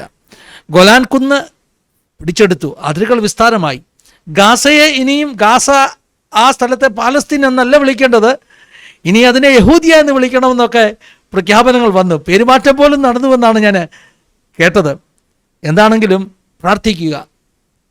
പാർത്തിയാക്കീസ് ബാബ അദ്ദേഹം ആ നാട്ടിൽ നിന്ന് വന്നതുകൊണ്ട് പറഞ്ഞു, ആ ദേശത്തിന് വേണ്ടി പ്രാർത്ഥിക്കുക. നാം പ്രാർത്ഥിക്കണം. സിറിയയിൽ ഇനിയും വിശ്വാസികൾ ഉണ്ടാകട്ടെ. പഴയ ചരിത്ര നാളുകളിലെ പോലെ ദമസ്കാസിൻ്റെ പടിവാതിൽക്കൽ ഒരു ശൗൽ സ്പർശിക്കപ്പെട്ടതുപോലെ തന്നെ ആ നേർവീതിയിലെ ചില യൂതന്മാർ ഇനിയും സിറിയയ്ക്ക് ഉണ്ടാകട്ടെ എന്ന് നമുക്ക് പ്രാർത്ഥിക്കാം. സഭ ഭൂമിയിൽ നിന്ന് മാറ്റപ്പെടുന്നതിന് മുമ്പ് ചില സിറിയക്കാർ യേശുവിനെ അറിയട്ടെ എന്ന് നമുക്ക് പ്രാർത്ഥിക്കാം. ഇടയ്ക്ക് ഒരു കാര്യം കൂടെ, വിചിത്രമായൊരു വാർത്ത ഞാൻ കണ്ടു. പാട്രിയാർക്കീസ് ബാബായുടെ കയ്യിൽ നിന്ന് 2 പ്രാവശ്യം കുർബാന സമയത്ത് അപ്പം താഴെ വീണു. 2 ദിവസങ്ങളിൽ അടുപ്പിച്ചത് സംഭവിച്ചു എന്ന് ഒരു വാർത്ത ഞാൻ കണ്ടു. ഈ വാർത്തയുടെ അവലംബം മറ്റൊരു ചാനലാണ്, യൂട്യൂബ് ചാനലാണ്. അതുകൊണ്ട് തന്നെ ആ ചാനലിലെ ന്യൂസിനെ മാത്രം ഡിപ്പെൻഡ് ചെയ്തുകൊണ്ടാണ് ഞാൻ ഈ പ്രസ്താവനകൾ നടത്തുന്നത്. അതുകൊണ്ട് അതിൻ്റെ പൂർണ്ണ വിവരങ്ങൾ എനിക്ക് പൂർണ്ണമായും മനസ്സിലായില്ല, ചാനലിൽ കണ്ടത് മാത്രം. എന്തായാലും അത് ആ ചാനലിങ്ങനെ എഴുതിയിരിക്കുന്നത്, പാട്രിയാർക്കീസ് ബാബായുടെ കയ്യിൽ നിന്ന് 2 പ്രാവശ്യം കുർബാനയിലെ അപ്പം താഴെ വീണു. ഓർത്തഡോക്സ് യാക്കോബ വിഭാഗങ്ങളെ സംബന്ധിച്ചിടത്തോളം കുർബാന സമയത്ത് അപ്പം താഴെ വീഴുക എന്ന് പറയുന്നത് വലിയ പ്രശ്നമുള്ള കാര്യമാണ്. അത് ഭയങ്കര ശാപം പോലെ കാണുന്നത്, വലിയ ദുരന്തം വരാൻ പോകുന്നു എന്നാണ് അവരുടെ ഒരു ചിന്ത. സാധാരണയായിട്ട് അങ്ങനെ സംഭവിച്ചാൽ അച്ഛന്മാരുടെ കയ്യിൽ നിന്ന് ഈ അപ്പം താഴെ വീണാൽ അച്ഛന്മാരെ മുട്ടയിൽ കുത്തി അത് നാവ് കൊണ്ട് നക്കിയെടുക്കും. പിന്നെ ആ നിലമൊക്കെ ആരും ചവിട്ടാൻ പോലും സമ്മതിക്കത്തില്ല. അത്രയ്ക്ക് പരിശുദ്ധമായിട്ടാണ് അവർ കാണുന്നത്. ഇത് സഭാജനങ്ങളിൽ ഒരു ഭയമുണ്ടാക്കിയെന്നും, എന്തായാലും സിറിയയിൽ നടക്കുന്ന സംഭവങ്ങളുമായിട്ട് ഇതിന് ബന്ധമുണ്ടോ എന്നൊക്കെ അവർക്ക് സംശയം ഉണ്ടായെന്നൊക്കെ ഇങ്ങനെ ഒരു വാർത്ത എനിക്ക് കാണുവാനിടയായി തീർന്നു, കൗതുകമായി തോന്നുവാനിടയായി തീർന്നു. ഞങ്ങളുടെ ചർച്ചിൽ കഴിഞ്ഞ തിരുവത്താഴ് ശുശ്രൂഷയ്ക്ക് ഞങ്ങളുടെ സഹശുശ്രൂഷകൻ്റെ കയ്യിൽ നിന്ന് അപ്പം അറിയാതെ താഴെ വീണു. ഒരു ചെറിയ പീസ് എടുത്ത് കൊടുക്കുന്ന സമയത്ത് വീണു. ഞാൻ അപ്പം എടുത്ത് ആ പാത്രത്തിൽ തന്നെ ഇടുവാനിടയായി തീർന്നു. എന്താണ് നമുക്ക് വലിയ ഭയമുണ്ടാക്കാത്തത് അപ്പം താഴെ വീണാൽ? അതിൻ്റെ കാരണം വളരെ വ്യക്തമായ ഒരു ഉപദേശ വ്യത്യാസമാണ്. പെന്തക്കോസ്തുകാർ വിശ്വസിക്കുന്നു തിരുവത്താഴ സമയത്ത് അപ്പവീഞ്ഞുകൾ വസ്തുമാറ്റം നടക്കുന്നില്ല, അത് ഓർമ്മ ശുശ്രൂഷ മാത്രമാണ്. അപ്പം യേശുവിൻ്റെ ശരീരമായും വീഞ്ഞ് യേശുവിൻ്റെ രക്തമായും മാറുന്ന ട്രാൻസ്സബ്സ്റ്റാൻസിയേഷൻ, ആ ഒരു ഡോക്ട്രിൻ നാം വിശ്വസിക്കുന്നില്ല. എന്നാൽ പല എപ്പിസ്കോപ്പൽ സഭകളുടെ വിശ്വാസം ഈ അപ്പം പ്രാർത്ഥിച്ചു കഴിയുമ്പോൾ യേശുവിൻ്റെ ശരീരമായി വീണത് അപ്പമല്ല, യേശുവിൻ്റെ ശരീരമാണ്. അതാണ് അവരെ ഭയപ്പെടുത്തുന്നത്. എന്താണെങ്കിലും ആരെങ്കിലും അങ്ങനെയുള്ള സംഭവങ്ങളിൽ ഭയപ്പെട്ടിട്ടുണ്ടെങ്കിൽ അവരോട് അവരുടെ ഭയം മാറ്റാൻ വേണ്ടി പറയുകയാണ്, മാനുഷികമാകട്ടോ, പ്രായമുള്ള ഒരാൾ ശുശ്രൂഷ ചെയ്യുമ്പോൾ അപ്പമൊക്കെ കയ്യിൽ നിന്ന് താഴെ വീഴാൻ സാധ്യതയുണ്ട്.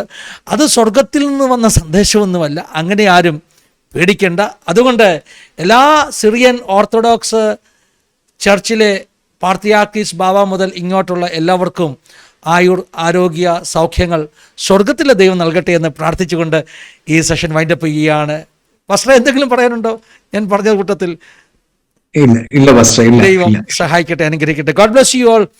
Have A wonderful time. God bless you.